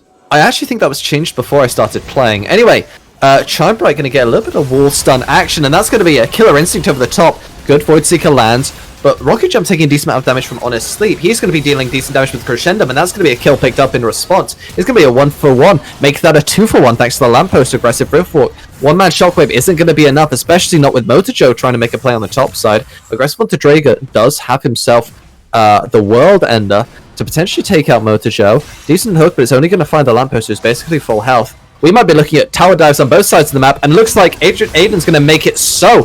Taichi picking up a free kill, but the minion block is going to he takes one tower shot, but only the one, so he's going to be absolutely fine. And that's going to be a free kill there on the bot side. Oh, Kassadin is becoming quite the menace right now. Very soon he should be picking up his mythic, and he has been funneled so much gold. He's nearly 3,000 gold ahead of the Orianna, and 2 levels up. I feel like this game could slowly start to snowball even harder in the favor of Team Xelos. Is this an overstate, would you say? Would you say this game is still winnable for the side of the Seven Deadly Sins, or do you think it's mostly curtains? The game is still completely winnable. Like, knowing these teams, they both performed extremely well in Game 1. Neither team is going to go down without a fight. Both teams showed that they can make mistakes. We're all human, after all. I love the fact that you worded that in such a nice tone. But if you adjusted the wording, you could say both these teams are horrid inters. Which I love. I have not been casting here for too long. I have to keep this as nice as possible. Oh, don't worry, neither have I. I'm probably not getting invited back. You're so much better at that than me. I wish I could do that. I just can't. Anyway, moving into the topside river, we have got the dragon spawning in the next 2.5 minutes. We've got Baron in 3.5 minutes. So this is big. This is Soul Point Dragon on the table here for what I think of as the scaling side here in Xelos Revive. We're looking at a minimum of 20 minutes from now until Dragon 4 would be on the table for 7 Deadly Sins. If you lose this dragon, it's so hard to win, I think. What would you say in terms of... I feel like if Xelos Revive managed to pick up the 3rd dragon of the game, it's going to be very difficult. They even had time before the next dragon spawns to pick up the Herald. If I was in their position right now, I would, after picking up Herald, I would wait until the dragon spawns and then utilize that to create pressure on the opposite sides of the map. Just drop it in the top, and then hopefully... Or just that, yes. Yeah, just... Oh, on the subject of top lane, Aiden is bull charging all the way up there to potentially catch up Motojo. There's the unstoppable, baby. You're not going to be able to catch a speeding silence out of there. Going to be happy to survive, but that is a cooldown that's not going to be available, especially with this Herald being spawned to take away top tower. It's a little bit early, but, you know, we'll take free gold, I suppose, if you are on the side of Xelos Revive. I think the theory is they just want to have a bigger gold lead before the dragon starts. I think they just want to hit maybe 1 or 2 important item power spikes before the dragon starts. For example, if Kaisa can pick up her mythic item, it would be really important for that upcoming dragon fight. Yeah. Good flash there from Flyer, keep himself safe from... what would have been a guaranteed stun there from the Everfrost. Oh my, that's going to be a 2-man shockwave, but the Keeper's Verdict is very good there. 2-man Solar Flare is huge for stalling time. Excellent stuff from Rocket Jump. Got to question how much damage could have potentially been dealt here. Oh, the Killer Instinct is available. What is that? That looked really odd from Tichinia, but it does end up getting a kill, so weird but effective, I suppose. Lamppost going to go aggressively. There's no cooldowns left here for the blue side to stay safe, so 7 Deadly Sins not able to play this fight, and Xelos going to happily pick up 2 kills. And there's only 30 seconds before the dragon spawns. Shine Bright is not going to be there in time. Yes, just as we've said earlier, everyone is human, people get out of position, and that was an issue which was quite prominent in Game 1. Players simply being out of position. And this is not what you want to see right before a dragon spawns, and especially not a dragon that is this important. Yeah, I like to think of League of Legends as a game where high-end games are decided by the teams that play the best, and middle of the pack games, which is what I would argue this sort of ELO range is decided by which teams make more mistakes. And at least to me, I feel as though the 7 Deadly Sins are the team that are constantly getting caught out. We talked about it earlier in Game 1, how Flyer got caught again and again on this stretch, having his flash blown before key objectives, and it feels like, again, they're getting caught a little bit too much, so perhaps it's a lack of knowledge of times. That's an excellent route from the Lamppost. That's looking like a solo kill potentially, but Lantern is available. That is a good positioning situation from Flyer, making up for what I was saying about talking about in Game 1. Fletcher is really happy now that Thresh stuck around long enough to throw that Lantern, which was just at max range as well. This Kassadin is becoming really a big problem. If he's allowed to simply jump right onto the AP carry, namely the Orianna, and face no consequences, that's going to just leave the entire team of 7 Deadly Sins in a very difficult position. And as we do have a little bit of what I'm going to say is downtime for a couple of seconds, having said that, obviously someone engaged immediately after me saying that. If we could just toggle the gold graph for a second. Look at the amount of gold the Lamppost has currently got over Fletcher. We're looking at a 3,500 gold lead in the mid lane alone, out of a 5,000 gold gap. He's over half of the gold lead is just this one single matchup. That's how huge the Lamppost is in this game right now. And not only that, but I believe also the gold difference in the top lane is also a bit noteworthy. Over a 1k difference in favor of Dragger on the Aatrox. Which means Dragger on Aatrox is just going to be a menace when it comes to dealing with the side lane. Both top laners do have teleport up, so they'll probably just be shaking hands farming in bot lane, but this does mean one is going to win these 1v1 fights. And when you do have your top laner and your mid laner so far ahead, it does make the 1-3-1 situation with the cast in Aatrox into this Sion Orianna matchup so scary. We do have the situation of Aatrox can do fairly well into the Sion. Lamppost has shown that he's able to solo kill Fletcher if Fletcher doesn't have help or someone constantly monitoring him. So as we go on, the situation's only going to get worse, and we have to see some sort of proactive, positive play here from the 7 Deadly Sins to try to spin this one in their favor.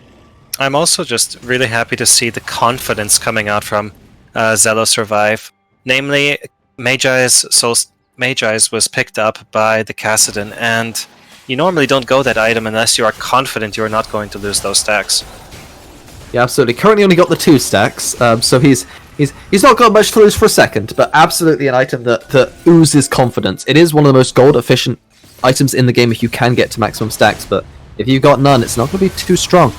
We can see now that Baron has been started by Xelos Revive, and I think that is a great call. Yeah, Blue Trinket does spot them out fairly early on in the attempt, though, so they are. This is known information. They are looking most likely to just burn Motocho's teleport, given the fact that Drago's already made his way up there.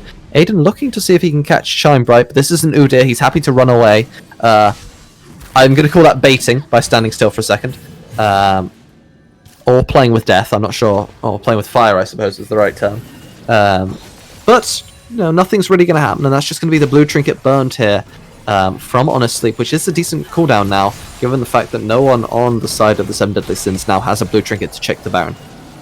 I'm really wondering what is going to happen coming up in this. We have Dragon spawning in a bit under a minute and a half.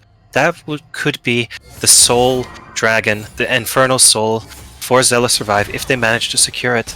And I feel like this might be the team fight which could decide the entire game. Oh, and we talked about it so much. There's an engage coming through onto Shine Bright. He's in trouble. Decent shockwave onto Aiden might buy enough time, but no, the killer instinct over the top from Techini is going to be absolutely huge. And we talked about it earlier. Come on, you can't get caught. Having said that, Techini is going to be the one that gets caught now. Excellent flash hook onto the rooted target is going to find a lot of damage, but the exhaust is going to potentially mean that there's a catch-up coming through. Good death sentence, good damage coming through from Honest Sleep. That's going to be 2 shutdowns. That might be really brutal for the rest of this game, because your big late game carrying the Aphelios is now got 2 shutdowns. What an insane turnaround for 7 Deadly Sins. Getting those 2 picks out of a horrible situation of losing your jungler before Dragon spawns, that is going to slow down the pace of the game a bit, give them a little bit more gold in the pockets, and just as you've said, getting those shutdowns in the pocket of Aphelios is really, really going to show in the upcoming team fights. And the Gravita Moonlight Vigil comes through from Honest Sleep, finding Tichinia. Combine that with the root that then comes through off of that with the flash death sentence from Flyer. They went hard to get a re-engage, and I absolutely love to see that proactive, positive play in a situation where, had they let it lie down, that would have been a 4v5 and a terrifying situation moving forwards. Anyway, we're going to see the dragon is going to be started up. That's going to deny the Dragon Soul temporarily, but you've got to remember, that means we're going to have a minimum of 15 minutes on the current game timer. We already see that Xelos Revive decided to just not even contest Dragon, make their way towards the Baron, and we're going to see a fight coming out very soon. Yeah. Teleport there from Motojo, so he's already here, ready for the fight. Looks like Flyer's going to be frontlining, but the Keeper's Verdict knocks the Scion miles away. It's a temporary 4v5 situation. Not much happening. Shockwave is a horrible whiff. Hopefully no one clips that in Twitch chat, because Lamppost is starting to take over this game. Motojo's going to get forced to run away, but he can't run away from death as Lamppost finds another one. But now Lamppost is the one trying to run away from the dead man. Motojo slapping a little bit, but it's not going to be the kill that comes through. Killer Instinct into the backline, not going to be quite enough. Excellent Lasagna's usage from the Lamppost to avoid the... oh, that was a good attempt! Excellent Moonlight Visual from Honest Sleep. Finds himself Techinia. It's probably not going to be enough to deny the Baron if there's Honey Fruit, but I don't think there is any Honey Fruit, so potentially we're going to have to see a recall come through, and that's going to be the Baron stalled temporarily here from the 7 Deadly Sins. There was a beautiful fadeaway kill coming onto the Aphelios. I feel like if 7 Deadly Sins want to get back into this game, to take control, to win a team fight or two, they're going to have to put all of their resources into this Aphelios. He is their strongest member by far, and he does have the kit to carry team fights if they're played suboptimal from Xelos Revive. Yeah, absolutely going to dish out tons of damage. The big factor that I think meant that Xelos Revive ended up the 7 Deadly Sins, lost that fight so badly, is I think Fletcher might have sombreroed his Shockwave. And so the Shockwave hit literally no one, which obviously being such a big teamfight tool is kind of crucial, especially as it will group everyone up. And when you've got this Runad's Hurricane, Infernum Aphelios, he's going to dish it out if the people are close enough together. So whilst it's not going to deal a lot of damage, it would have set up a great angle for Honest Sleep to deal more damage. But they don't die, they stall for more time, and that is what they need to buy. Even though they're against a scaling comp, they're not in a situation right now where... getting caught out in top lane. Yeah, Motojo's in a little bit of trouble. Oh, look at the Keeper's Verdict blocking the Blast Cone! Oh, it's not quite enough. Excellent. You've got to make that play work. Let's go, boys. That's why you picked the Poppy. That's Motojo going down, and that's going to be potentially Baron going over. I told you we'd get one. We'd get one interaction. Let's go. Yeah, but it wasn't the interaction. You called out what happened. It was better. It was much better. I love it. Anyway, the Baron is being started up. We're just going to see... it's just going to be given away. You can't really contest at this point with your sign down and no teleport available. So the question is, first of all, whether Fletcher is about to get horribly murdered by an Aatrox. Looks like he's been okay thanks to the shockwave being burned, but now Chinebright's attempting to go aggressive. I think Dragon can win this, given the fact that there's no damage from Fletcher, but looks like he doesn't agree. Just likes to walk away, and he's going to be happy to just have the Baron for himself. I feel one important key point to talk about is in the next team fight which will happen, Aphelios has just picked up his third item, namely the Infinity Edge. I think this is his strongest power spike of the game. Do you agree? Absolutely. Once you get that Infinity Edge online, especially given the fact that the increased damage only comes online once you get item 3, that's why no one rushes it anymore. He has his 3 items. He's got himself that Runar's Hurricane, which is dishing out tons of damage with the Infernum, and those Infernum shots are more likely to crit, and when they crit, they'll deal even more damage. So, big spiking angle. If you can get people grouped together, get multi-man, Infernum, Moonlight Vigils, as well as just the regular autos with the Hurricane Bolts hitting multiple people, it's going to be a lot of damage dished out, and I mean, we'll have to see how well this next Infernal fight goes down in a minute's time. If I was Team 7 Deadly Sins in this situation, I would personally want to play these team fights front to back. Just peel back, let the Aphelios dish out as much damage as you can, just position all of your members between the enemies and your Aphelios. Just make sure you have those forms of DPS. Yeah, it looks like Drago is just sort of ignoring Fletcher. That's going to be a engage onto the Aatrox being the side laner. If this does end up going down fairly quickly, but look at the lifesteal that comes through. Decent amount of damage ends up going onto Honest Sleep. He's going to lifesteal thanks to the Severum healing, but it's not going to be to full HP. Never mind, he has Bloodline as well. He'll be absolutely fine. That's a big pick. 30 seconds before the Dragon. The question is, can they turn and burn it before any real teleport can come through? If Xelos stall the dragon for about 10 seconds after it spawns, then Aatrox can just teleport in. Oh, Chinebright, what are you doing? Goes way too aggressive. Solar Flare lands, that's going to be the Killer Instinct. That's a free kill. But now we got a little bit of damage coming through here from the Aphelios. Honestly, doing a decent amount of damage. Needs to switch to the Crescendum. Not dealing enough. Looks like Teichi is going to pick himself a triple kill. I've seen this one somewhere before. Never mind, maybe he'll make it a quadra for the first time in the game. That's Motojo going down for the quadra kill. It's going to be a free one, and that's going to be Dragon and Soul, and most likely game over for the side of Xelos Revive. That was a beautiful team fight played by Xelos Revive, and I think this fights, like these skirmishes around objectives, really just highlight the flaws in the draft from 7 Deadly Sins. They simply do not have any reliable engage. Yeah, it's just a situation as well where you have to consider the scaling aspects. It was a matter of time where this Kassadin has now hit himself level 16. The Kai'Sa is now sitting on 3 items. She's huge. And Aatrox is dominating sidelines. It was always a awkward situation to play if you are the 7 Deadly Sins, because whilst they were stalling well, they're stalling against a team that the further the game goes on, the more it's going to benefit them. Definitely. So it's a really difficult one if you are on their team, because you have to force something, right?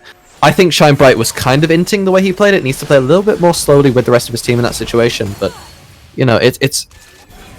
We're now in a situation where it's quite hard to do anything, as we watch Honestly potentially get one shot.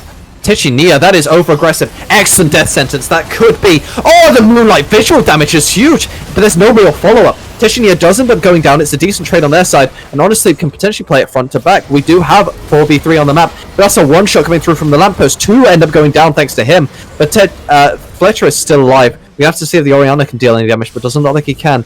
The lamppost able to catch both the enemy bot lane, and that is huge considering who the carries were. That was a very close team fight indeed. And honestly, I could say that went in the favor of 7 Deadly Sins. They got some nice shutdowns. Aphelios got the massive shutdown from Kassadin, an extra 650 gold in his pocket.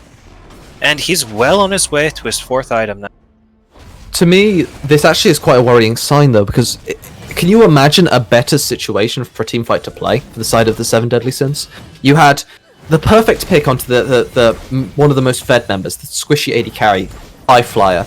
You had a 3 to 4 man Moonlight Vigil Infernum style coming out of Honest Sleep to one-shot the carry, and yet it's still an even fight in what can only be described as a dream scenario. This sort of shows how hard it is for them to play these fights, given how strong the other team composition is with this Infernal Dragon and the superior scaling.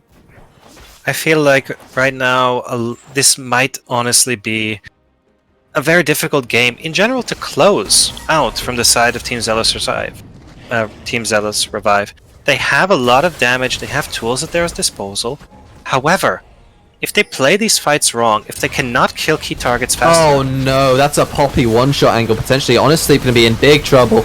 The Killer Instinct comes in and Techinia happily picks that one up, as Clone Bright just gets one shot for the 9th time this game, and not even a great one himself.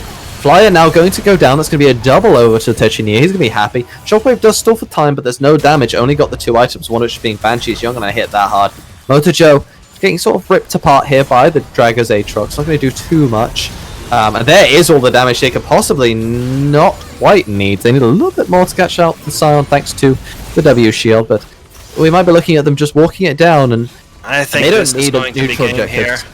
Yeah, you don't need neutral objectives if you can just run through the front door. Solar Flare pops the Banshees, but to me that's looking like a game-ending angle. Aiden going to be looking to potentially pad the stats here, but the AD carry just targeting the Nexus means it's going to go down before any more kills can come through, and that's going to be a clean little 2-0 the side of Xelos Revive. Oh, and it was a beautiful game at that.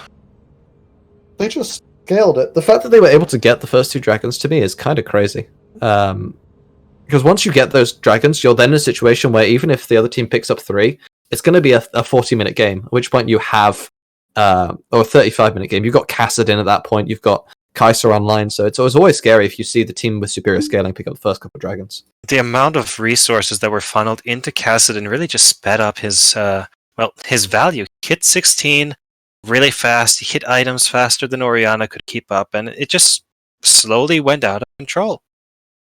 Yeah, it's definitely a difficult one to play when you do lose the early as hard as the 7 Deadly Sins did do. There were some signs of life, but it's just the same sort of... In my opinion, they just made the same getting caught out mistakes that happened in Game 1. And that's sort of the sign, I think, of a team that needs to work on coordination. It felt like there were a lot of solo queue sort of mistakes happening. Yeah, definitely did feel that way. So...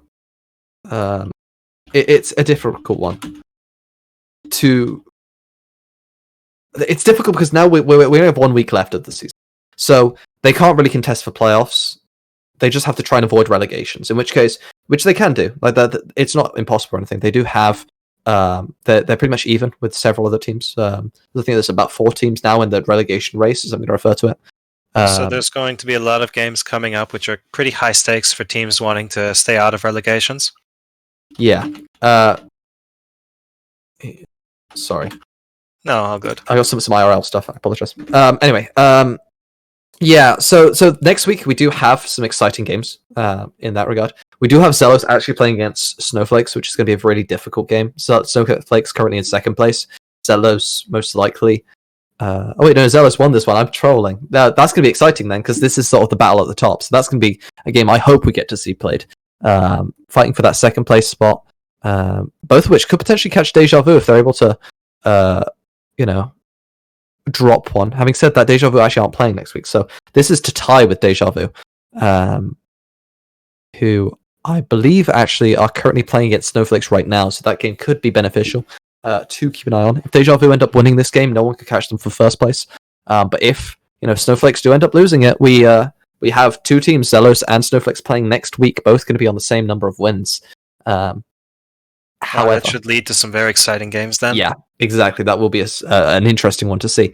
Having said that, if Snowflakes do manage to get the win, we could be looking at a 3-way tie for 1st place.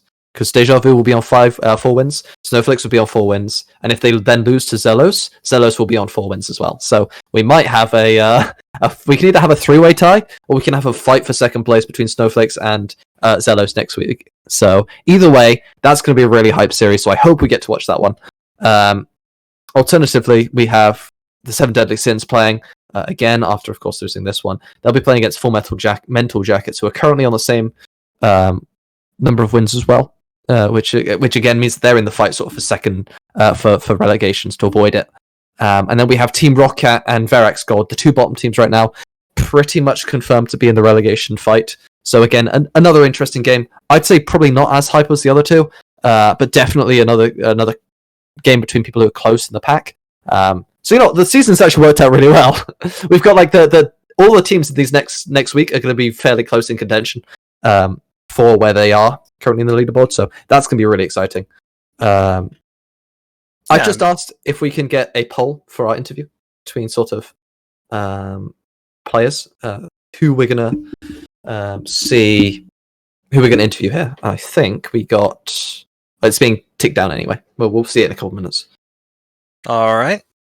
Are there any sort of points you want to get across about that last game or the series in general? Any talking points you think are worth noting for these two teams? Well, it kind of depends which one we're going to be talking to. Yeah, I believe we're going to be talking to Xelos Revive in terms of the interview for them in a couple of moments' time once we work out who it is we're going to be. Yeah, that's mainly which. I'm wondering which of the players we'll be talking to. Let's talk about 7 Deadly Sins then, because obviously they did end up going 0-2 in this game, just for a second.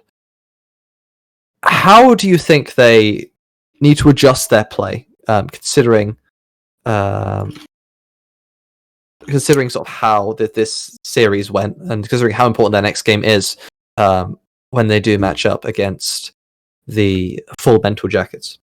I do feel like 7 Deadly Sins, especially in Game 2, I feel like they need to work on the draft a little bit. Just maybe collect a few compositions that can just work a little bit better, synergy-wise, some more safer ways of engage, or maybe a bit more direct lines of it, or such as picking up something in the jungle, such as a Jarvan or a Sejuani, just allowing those champion synergies to pop in. You have the Orianna with the ball, now just give her a champ that can deliver it, for example, and then just play with that kind of synergy and combinations.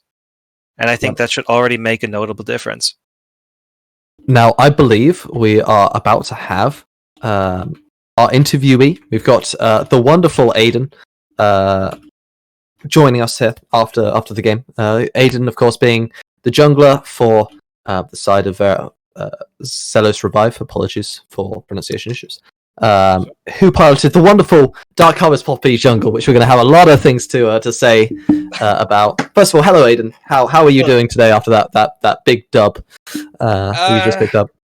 Yeah, doing pretty good. I wasn't happy with scrims yesterday that we did personally, but we kind of corrected a lot of things. So yeah, after that win, I'm pretty happy. So there's just one specific moment I want to talk to you about. Obviously, you picked this Poppy, and there wasn't a whole lot of dashes for the Steadfast Presence to be super effective about. But it did get one single use this whole game that I saw on camera. The Blast Cone. What were your thoughts when that happened? Because I imagine that the comms sort of went a little bit... I'm sure you had a good time. Honestly, I don't know what you're about. Yeah, wait, really? Wait, I'm disappointed. I'll send you a clip of it later. The enemy Scion, when someone hit the blast cone, got his knock away got blocked by your W. Oh yes, he just got knocked straight up. Yeah, I know what you mean now. Yeah, I thought it was Leona that stopped him, honestly. But... No, I think it was. I'll double check that. I'll have to fact check that one. I apologize. No, regardless of the fact you decided to play Poppy jungle, it's quite an unorthodox jungle pick at the moment. Now, is that something you and your team have practiced in the past, or was this just sort of a give me a comfort pick kind of situation? Well, I played a couple games on it today, and I just thought it was very strong. Well, we have obviously Lamppost. He's a really good Anivia player, so if we just put the wall up and I could just dash into it, it's pretty broken combo. So I think, if it got through, it was all right. But we're working on mainly the flex picks, so like the Set and the Poppy. So they're the ones that we're working on at the moment. Yeah, so just talking a little bit about next week. You guys obviously picking up a really important win here, actually. Puts you in contention for the top 3 positions. You're going to be playing against, I believe, Snowflakes next week. Do you know... So there are some teams they keep up to date with all the other opponents they're playing against. Do you know a lot about Snowflakes as a team? And if you do, are there any sort of things you're watching out for moving forwards into that game next week? To be fair, we do it on a week-to-week basis, so we'll probably have a look at what That's fair. play, and that's about it, really. I think as a team, we're quite confident in our abilities across the board. To be fair, and I think the only thing that we need to work on is a communication. But today it was really good. So we're a step in the right direction, and I do think we'll win again. Personally, absolutely. I like to hear the confidence. Is definitely something to be excited and ready for. And obviously, assuming that you do end up making it through the playoffs, most likely the team that you'll end up having to play against at some point will be either the Prime Tails or Hentai Haven, I believe it is, are the two teams we got. Have you been keeping up with them at all? And if so, who do you want to face out of those two? Because they both look quite tough. Yeah, I mean, like I say, in the same aspect where we're looking into the next game, it'll be that kind of scenario. We'll just look week by week, the next game again, week by week, and we'll adjust what we need to and play the game as normal. I say it's a lot of ADC diff, to be fair. One thing I do need to ask before I hand over any other potential questions. Personally, I haven't come up with an MVP here, so is there anyone on your team that you would like to say is MVP? And if so, how would you like to state their case? And are you going to be the scumbag that says yourself? No, I won't say myself. I mean, I'm not that kind of way, but I think I would say it'd have to be either the ADC or... In fact, I'd go for the three. I mean, mid or ADC or support. I mean, I think... Leona was quite crucial as well, but also, if I know for a fact if I get my mid laner ahead as well, that he'll carry the game. So it's pretty much any of them two, or even the ADC. So I don't really mind. Okay. All right, I just have one last question from my side, at least. Now, given that this was a high stakes game, would you say that there were a lot of nerves or a little bit of a nervous feeling going into these games? Or do you think you really did your homework? Do you feel like you came into this best of 3 prepared? Yeah, I think we always go to VL quite prepared. We play, let's say, twice a week a lot of the time, and I don't think there's many, especially in Division, what we're in now. I don't think there's many that can actually genuinely beat us when we're on the performance that we're playing. I think everyone's individually a really good player, so I think we'll be fine. We weren't nervous at all. I think we just get excited every time we play. Yep. Okay. It's a very nice answer. So, first, I guess the final thing, at least, is are there any things that you want to say? Now, the floor is yours. You got any sort of statements you wanna make? How much you love the boys. How much everyone else should be ready to get stomped, or you can just flame me. Like, honestly, the floor is yours. Do as you please for the next couple of minutes. I don't know. I think in the Discord group, I'm just getting say this. So I think let's say the guys are a good bunch of lads. So I'll just ADC diff, I guess. That's what I'll ADC diff. Yeah, that's what I just keep getting told to say. So I mean, yeah, I guess that's that works. Okay, that would be quite well. You can say that. There isn't any shame to it. Sounds like all my solo queue games. Anyway, thank you so much for joining us. I'm out of questions, and I'm also out of mental capacity to think of any more questions. So thank you for joining us. Unless you have anything else you'd like to add, Taran? No, that's it from my side as well. Thank you very much, Aiden, for joining us for the after-game interview. Yeah, no problem at all. And I believe we are pretty much done with the stream. There is one last thing I'd like to say, if that's okay. Updates across the other games. We do have the conclusion of the Verex Gold Full Mental Jackets match. Verex Gold ends up with a 2-0 win, so that's quite big. As I said, that is going to mean that Seven Deadly Sins are on the same number of wins as Fullmetal Jackets, so the relegation fight is going to be quite real for them. And on the other side, we do have Deja Vu and Snowflakes currently 1-1. So either of those two combinations that we mentioned earlier, either the three-way tie for first place, or the big gunfight for second place between Snowflakes and Xelos for Revive, are both on the table. So both these are still potential. I'm not sure if we'll be able to update, obviously, after the stream stops, but I imagine we can tell the other stream if they're still going. But keep an eye out for that. Either way, it's going to be very big next week. So I expect to see everyone there next week. I'm done. I've got nothing else to do or say. So thank you so much for... Oh, are you... No, I just wanted to say thank you for casting with me, Recollect. It was a wonderful time here, and I hope I will be able to see you around in the future as well.